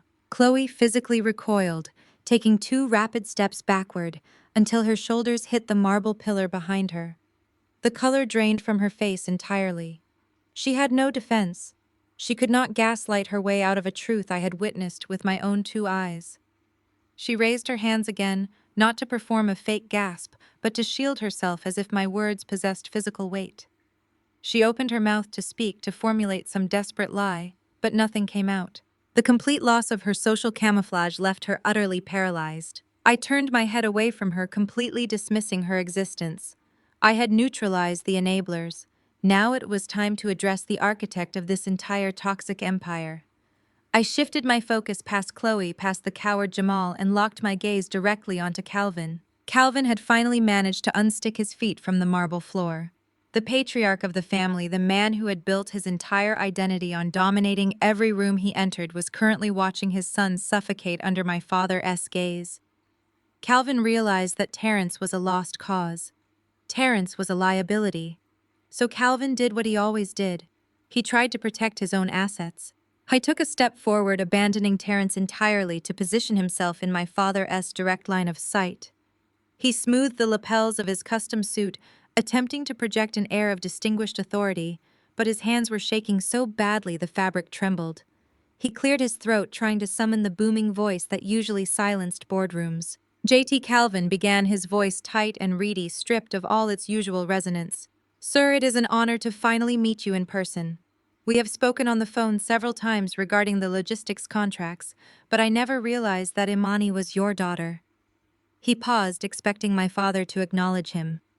He expected a nod, a handshake, an exchange of pleasantries between 2 self-made black men who understood the cutthroat world of corporate America. He expected the secret handshake of the elite. My father did not move. He did not acknowledge Calvin's existence.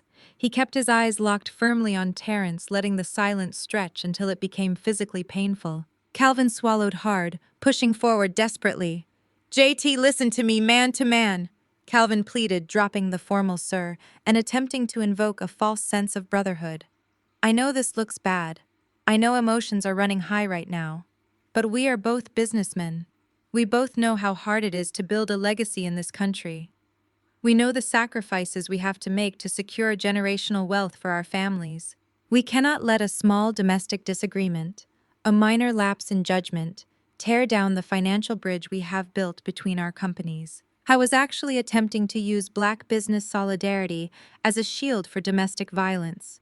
He was trying to convince a billionaire that their shared racial and corporate struggles superseded the fact that his son had just slapped my father's daughter. He was begging JT not to pull his investments, framing my physical assault as a small domestic disagreement that should be swept under the rug for the sake of the bottom line. "We have to look at the bigger picture here, JT." Calvin urged, his voice growing frantic as my father continued to ignore him. "Terrence is a good man. He just made a mistake. We can handle this privately. We can get them into counseling. But pulling your funding right now would be catastrophic. It would destroy my company. It would destroy everything I have built. We are brothers in this industry, JT. We have to support each other." My father slowly turned his head. The movement was deliberate and terrifyingly slow. He shifted his deadly gaze from the trembling son to the desperate father. The air in the lobby seemed to freeze solid. Calvin physically flinched under the weight of that stare. The false bravado melted away completely, leaving a man who suddenly realized he was standing on the edge of a cliff. My father did not raise his voice. He did not yell. He spoke with the quiet, absolute certainty of a man issuing a death sentence. "Do not ever invoke brotherhood with me." My father said, his voice a low, lethal rumble that vibrated through the marble floor. "You and I are not brothers. We are not peers. We do not operate in the same universe." Calvin opened his mouth to protest, but my father held up a single hand, a gesture that instantly silenced him. "Yao built a company on borrowed money and loud promises." My father continued, stepping closer to Calvin, forcing the older man to crane his neck upward. "I built an empire on discipline and absolute loyalty to my blood. You talk to me about legacy. You talk to me about securing the future. I just watched you stand by and nod approvingly, while your weak, pathetic son struck my daughter across the face. Calvin backed away, his eyes wide with terror, realizing my father had seen everything. You call that a small domestic disagreement? My father asked, his voice dropping even lower, the icy calm far more terrifying than any shouting match. I call that a failure of character, a failure of parenting, a failure of basic human decency. You allowed your son to assault a woman in front of 500 people because you are too much of a coward to correct him. You raised a man who thinks violence is a substitute for strength. Calvin raised his hands, palms out in a desperate gesture of surrender. JT, please, I swear I did not know he was going to do that. I tried to stop him. My father did not even blink at the lie. I do not do business with cowards, he stated, his voice echoing slightly in the vast lobby.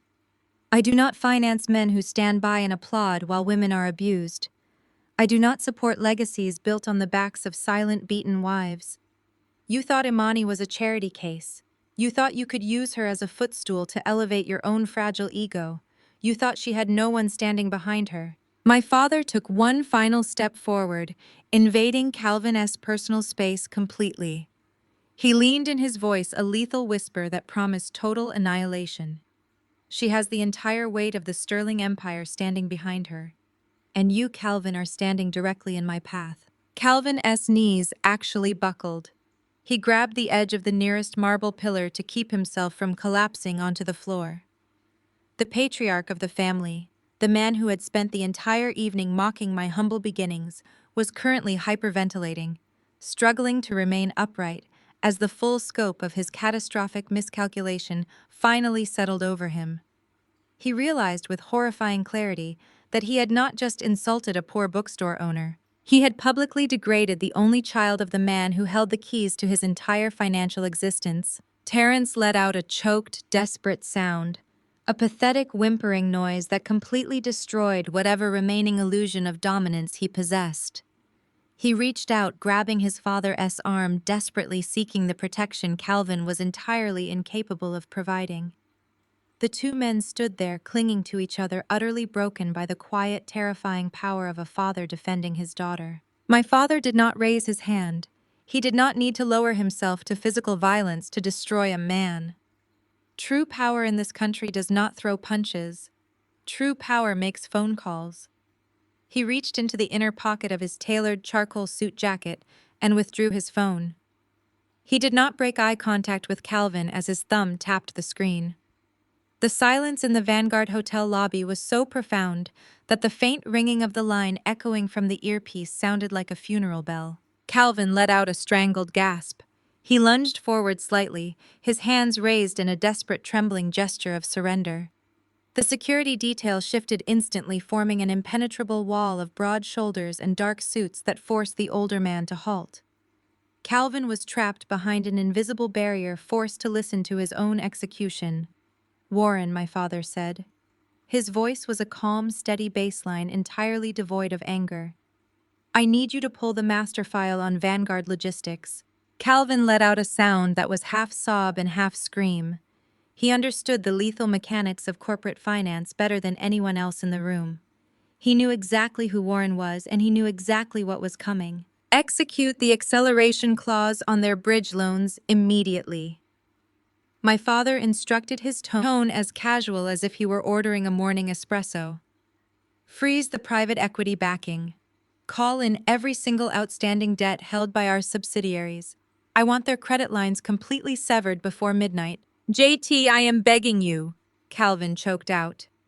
Tears of sheer panic spilled over his cheeks and rolled down into his expensive collar. You are killing hundreds of jobs. You are destroying my entire life. Give me a week to restructure. Give me 48 hours. Please do not do this to my family. Your legacy died the second you smiled at my daughter's bruised face. My father replied, his voice dropping to a glacial whisper. My father spoke back into the phone. Liquidate our position entirely, Warren. Run it into the ground. I want them bankrupt by tomorrow morning. Send the formal default notices to their board of directors right now. He tapped the screen, ending the call, and smoothly slipped the phone back into his pocket. It took exactly 45 seconds. 45 seconds to completely dismantle a corporate empire that Calvin had spent 3 decades building. The patriarch of the family, the man who had stood on a brilliantly lit stage just 20 minutes ago and mocked my humble beginnings, physically folded in on himself. His knees gave out. Calvin hit the cold marble floor with a heavy, defeated thud. He slumped against the base of the nearest pillar and buried his face in his hands, letting out a raw, guttural weep that echoed tragically off the high gold leaf ceilings. He was mourning the only thing he had ever truly loved, his money. Without his company, Calvin was nothing. He had no moral compass, no genuine relationships, and no real friends. His entire identity was tied to his bank account, and my father had just set it on fire and watched it burn to ash. I looked down at the man weeping on the floor. I felt absolutely no pity. I felt no remorse. This was the same man who had loudly bragged about elevating me from the bottom. Now he was quite literally at my feet, stripped of his arrogance and his status. The irony was poetic and brutal. Terence was frozen. He stood a few feet away, staring at his weeping father in a state of catatonic shock. The reality of the financial bloodbath was finally piercing through his thick skull. His inheritance was gone. The family safety net he had relied on his entire life had vanished into thin air. He looked at my father with a new profound terror, realizing that Jeremiah Sterling did not just have money. He had the kind of systemic power that could erase a person from the corporate map without leaving a single fingerprint. Terence swallowed hard, his chest heaving as he slowly turned his panicked gaze away from his ruined father and looked directly at me. He was searching my face for any sign of mercy, any lingering trace of the quiet, supportive wife he thought he controlled. He found nothing but cold, unyielding resolve. His family empire had just been liquidated, and he was terrified because he knew his turn was next. Terence stepped away from his weeping father. He literally turned his back on the man who had raised him to be a monster. He crossed the marble floor toward me, with his hands clasped together in a posture of desperate prayer.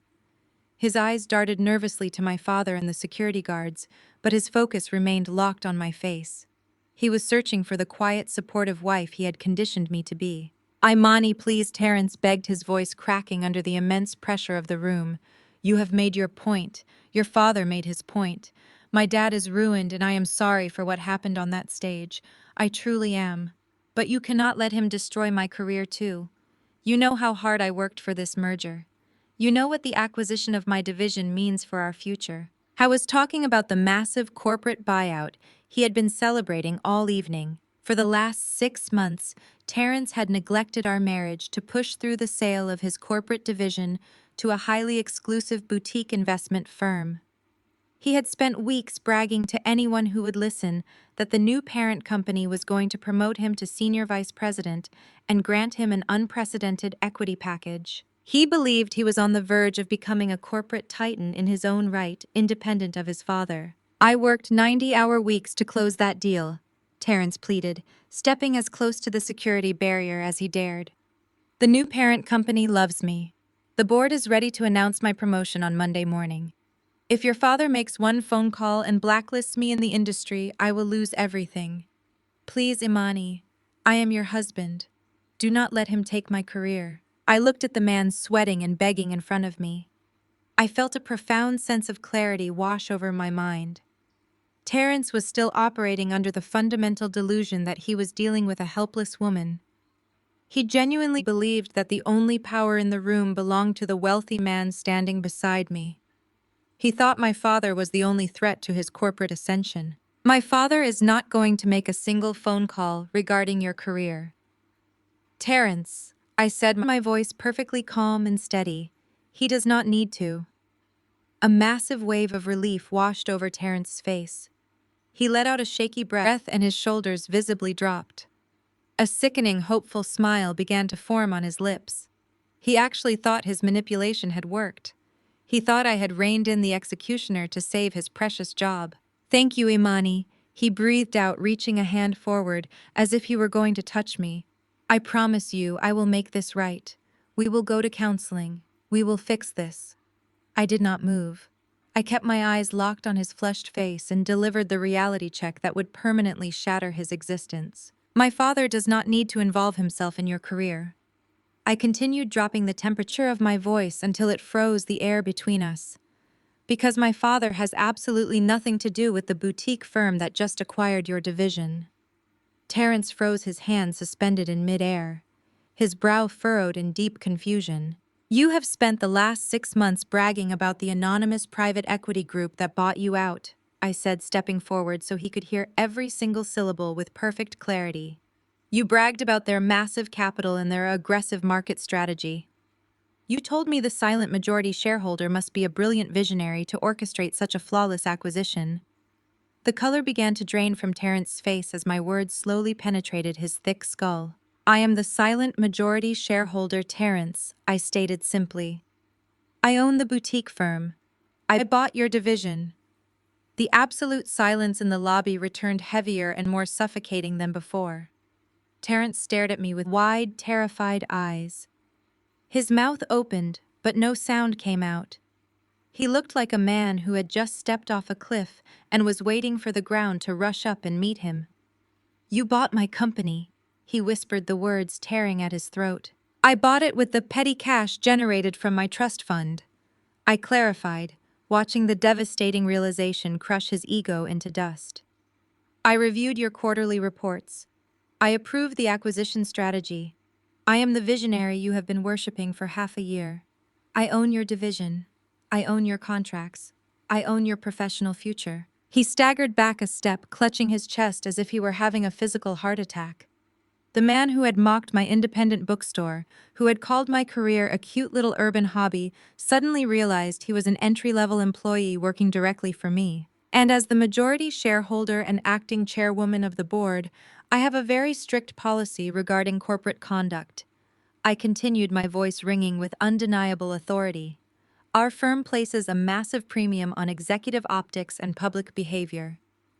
Terrence began to shake his head back and forth, a frantic denial of the nightmare he was trapped inside. Imani, no, you cannot do this. I signed a 5-year contract. I have an equity package. You cannot just get rid of me. I absolutely can, I replied, leveling my gaze at him. You are hereby terminated from your position, Terrence. Effective immediately. You cannot fire me, he shouted, his voice cracking in sheer panic. I will sue the firm for wrongful termination. I will take you to court for every dime of my severance package. You will not see a single dime, I corrected him smoothly. You struck a woman in front of 500 elite business professionals. You committed a violent assault in a public venue while representing the company. That is a direct and egregious violation of the morals clause in your executive contract. You are fired for cause. Your equity package is void. Your severance is completely nullified. You are walking out of this hotel tonight with absolutely nothing. He collapsed to his knees right there on the polished marble floor. He fell just a few feet away from where his father was still quietly weeping. The two men who had ruled their household with arrogant tyranny were now kneeling on the ground, completely stripped of their wealth, their status, and their power. Terrence looked up at me, his face a mask of total devastation. He had traded his marriage, his dignity, and his humanity for a seat at the corporate table. Now the table belonged to me, and I had just permanently revoked his chair. The vacuum left by Terrence collapsing to his knees was immediately filled by a shrill, piercing wail. It was not a cry of empathy for the broken men kneeling on the polished stone floor.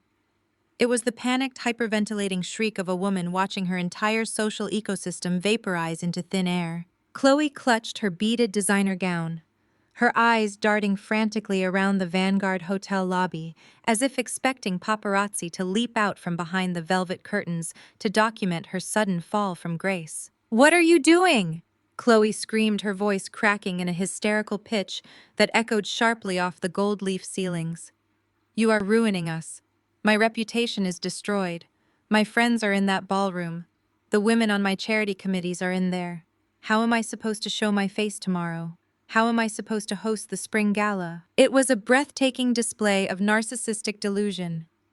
Her father-in-law had just been financially ruined, and her brother-in-law had just been fired and disgraced, yet Chloe was entirely consumed by the preservation of her social calendar. She was mourning the loss of her pristine image, completely blind to the devastating reality of the men groveling on the floor beside her. She had built her entire identity around the prestige of the family name. and now that the name was functionally worthless, she was suffocating. I turned my attention away from the kneeling men and focused my absolute focus on the woman pressed flat against the marble pillar. I took a slow, measured step toward her. She gasped and recoiled, pulling her designer clutch to her chest like a shield. She had been so eager to play the gracious savior just half an hour ago, generously offering to teach me the rules of high society. Now she looked like a terrified trespasser who had wandered far past the safety of the guided tour. "You are worried about your reputation, Chloe," I said, keeping my voice remarkably soft, forcing her to strain to hear the instrument of her own demise. "You are standing in the smoking wreckage of your family's financial empire, and your primary concern is whether you can still sip mimosas on the terrace with your committee friends." She let out a jagged, wet sob, nodding her head frantically, as if I were finally speaking her language. "You do not understand, Imani. That club is my life. I am the chairwoman of the social committee. I have spent years cultivating those relationships. You are stripping away everything I have worked for. You are making us a laughingstock." I looked at her tear-stained face, the meticulously applied makeup running in dark streaks down her pale cheeks.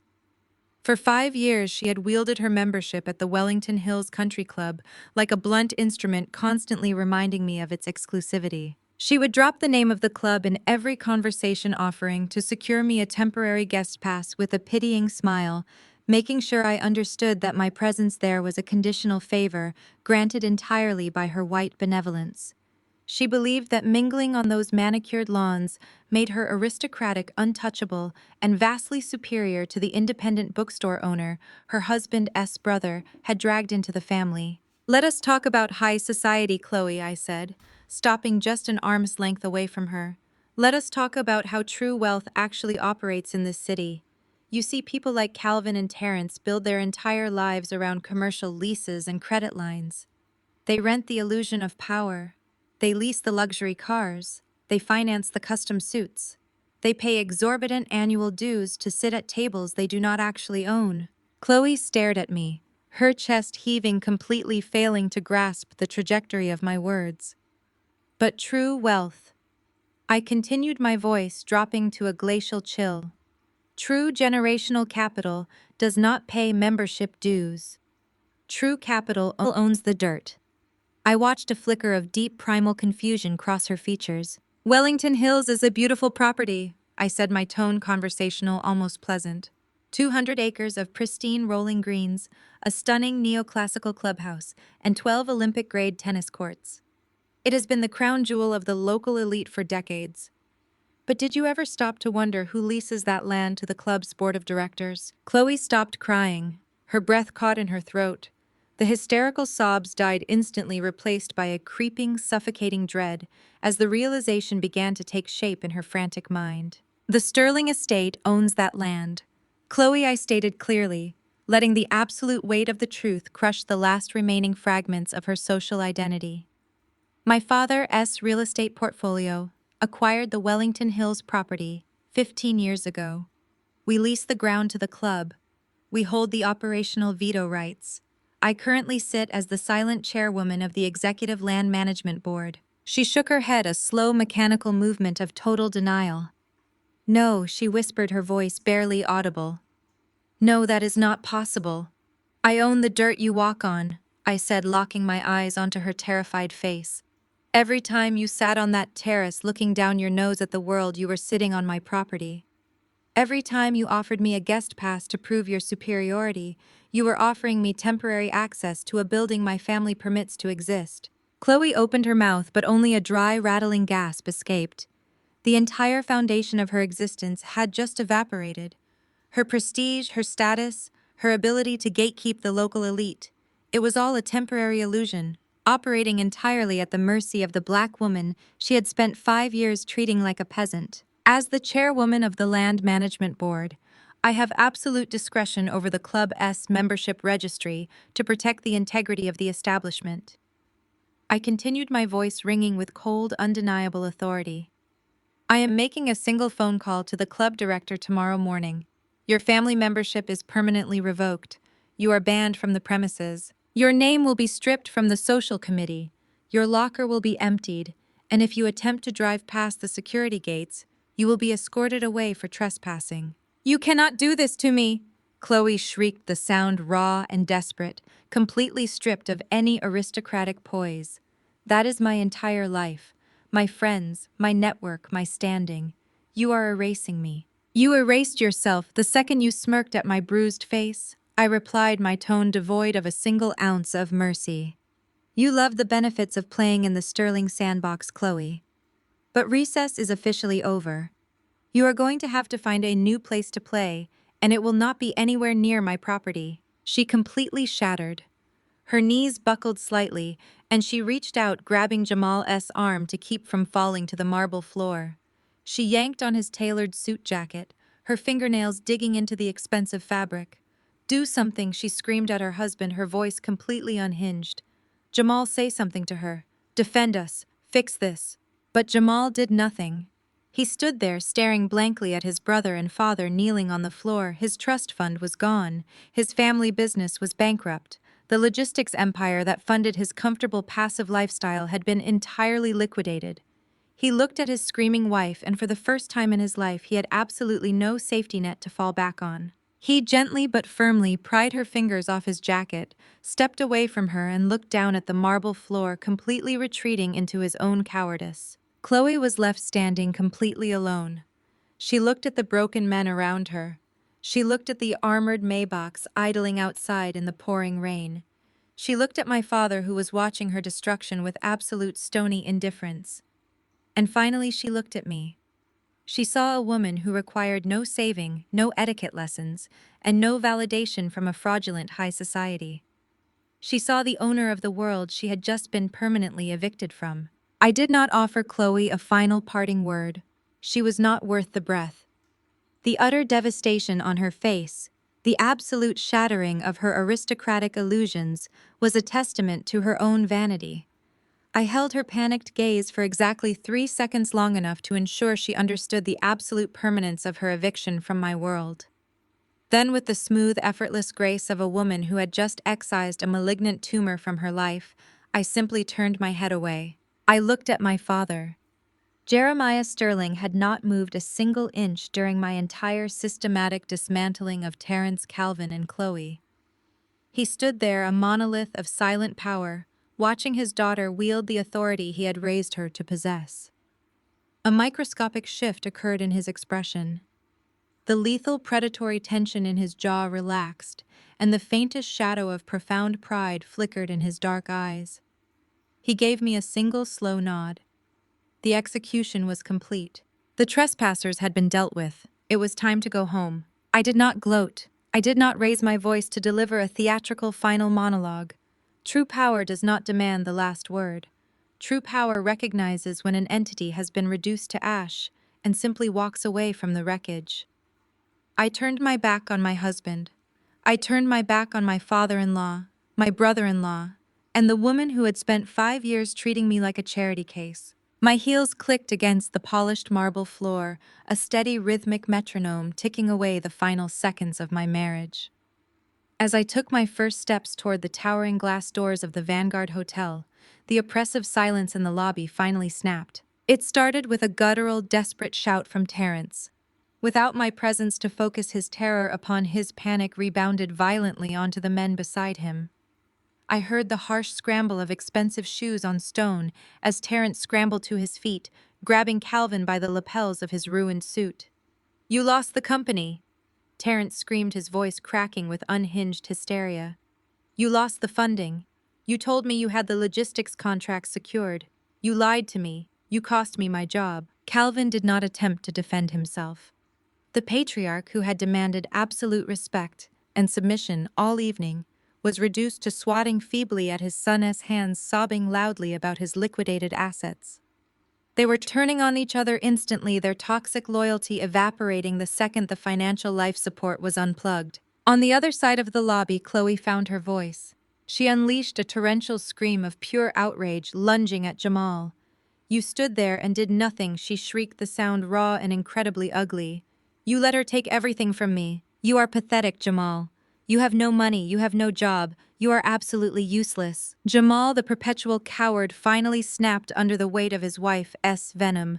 He shoved her hands away, his voice rising to meet hers in a chaotic symphony of blame and desperation. I did not slow my pace. I did not look back over my shoulder to watch them tear each other apart.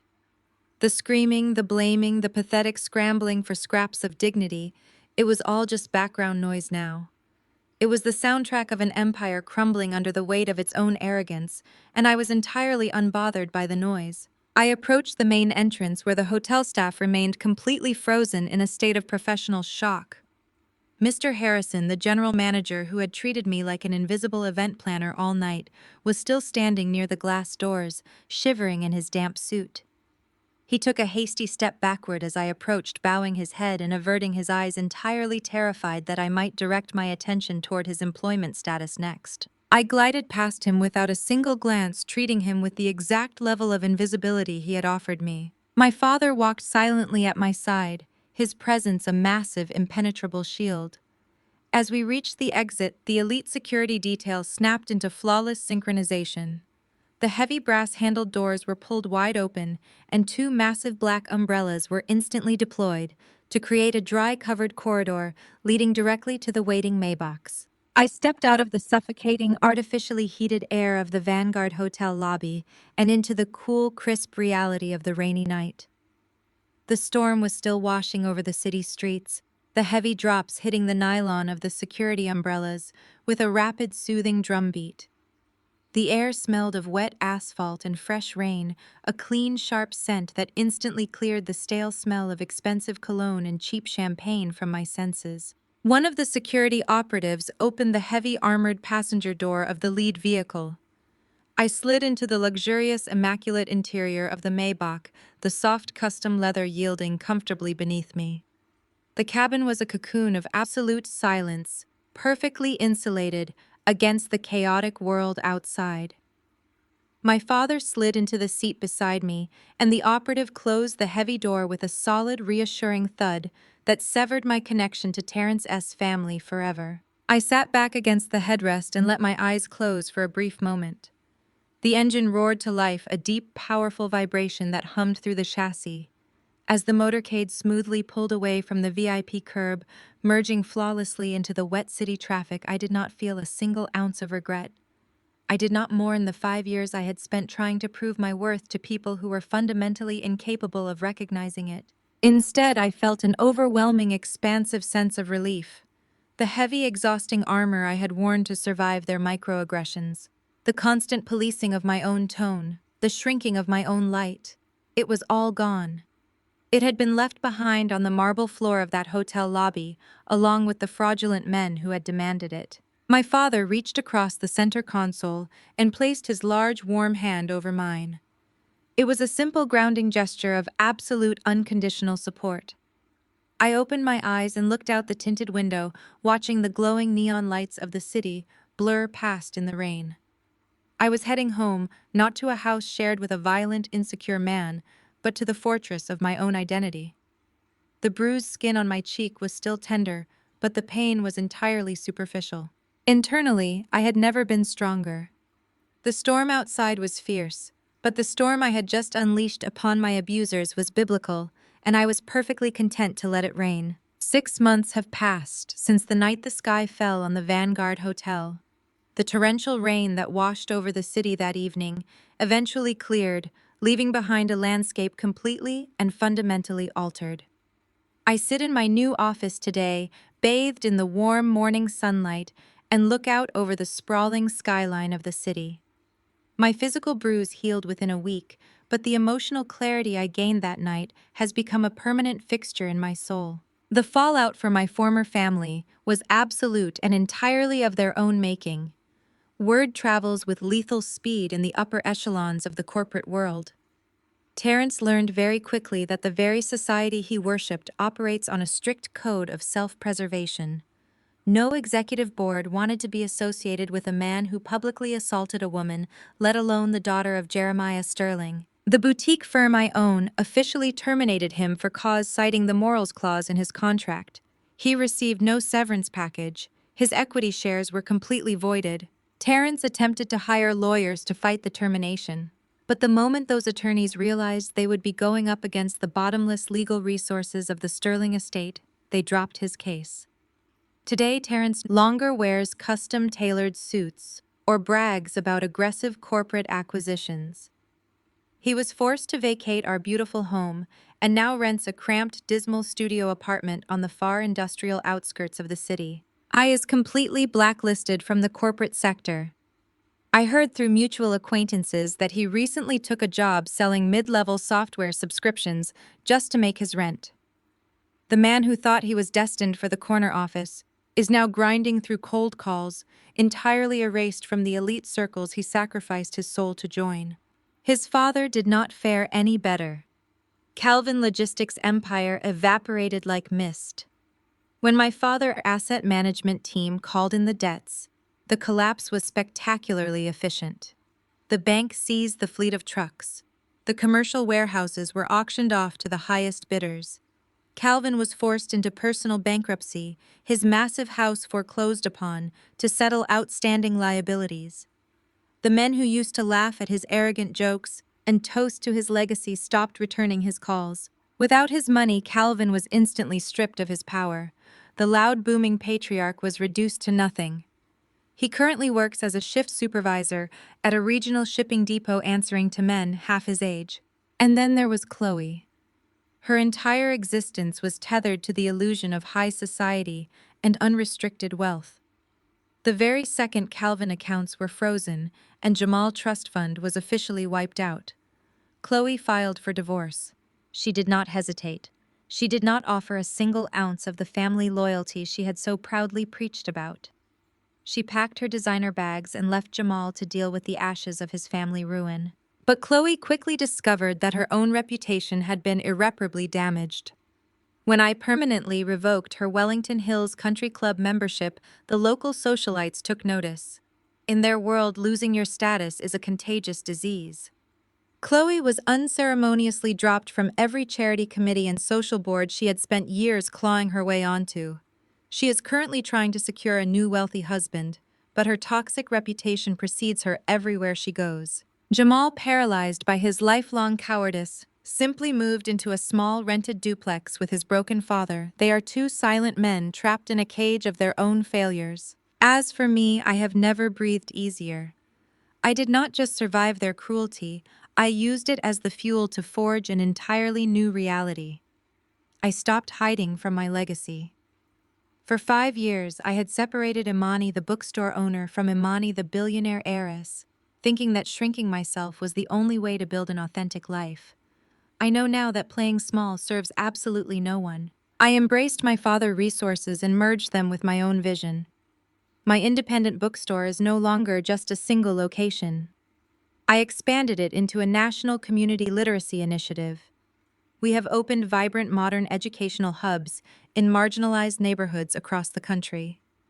We provide funding for underrepresented authors, build state-of-the-art community libraries, and offer free business mentorship programs for young women of color. I walk into boardrooms alongside my father, now learning the intricate mechanics of the Sterling Empire. When I speak, men in tailored suits listen. I command the room not with fear or arrogance, but with quiet, unshakable authority. My relationship with my father has deepened into a beautiful, profound partnership. We spend our weekends sitting on the terrace of his estate, drinking coffee and discussing both corporate strategy and literature. He looks at me with a pride that requires no translation. He knows I am perfectly capable of navigating the world on my own terms, but he also knows I will never again hesitate to call upon my bloodline when the situation demands it. I have healed from this betrayal, but I will never forget the lesson it taught me. Society conditions women to be accommodating. We are taught to soften our edges, to lower our voices, and to absorb microaggressions for the sake of keeping the peace. We are told to smile through the disrespect, to play the supportive role, to make the men around us feel massive, even if it means shrinking ourselves down to nothing. There is a lethal danger in mistaking a woman's silence for submission. Terrence and his family looked at my quiet demeanor and saw a victim. They saw someone they could bully, manipulate, and physically strike without consequence. They believed that because I did not shout, because I did not boast, because I did not weaponize my status, I was fundamentally weak. They were wrong. Sometimes they have to learn the hard way that the quietest women in the room have the loudest backing. Never let anyone define your worth. The greatest lesson I learned from the ashes of my marriage is that shrinking yourself to protect someone else's fragile ego will only ever lead to your own erasure.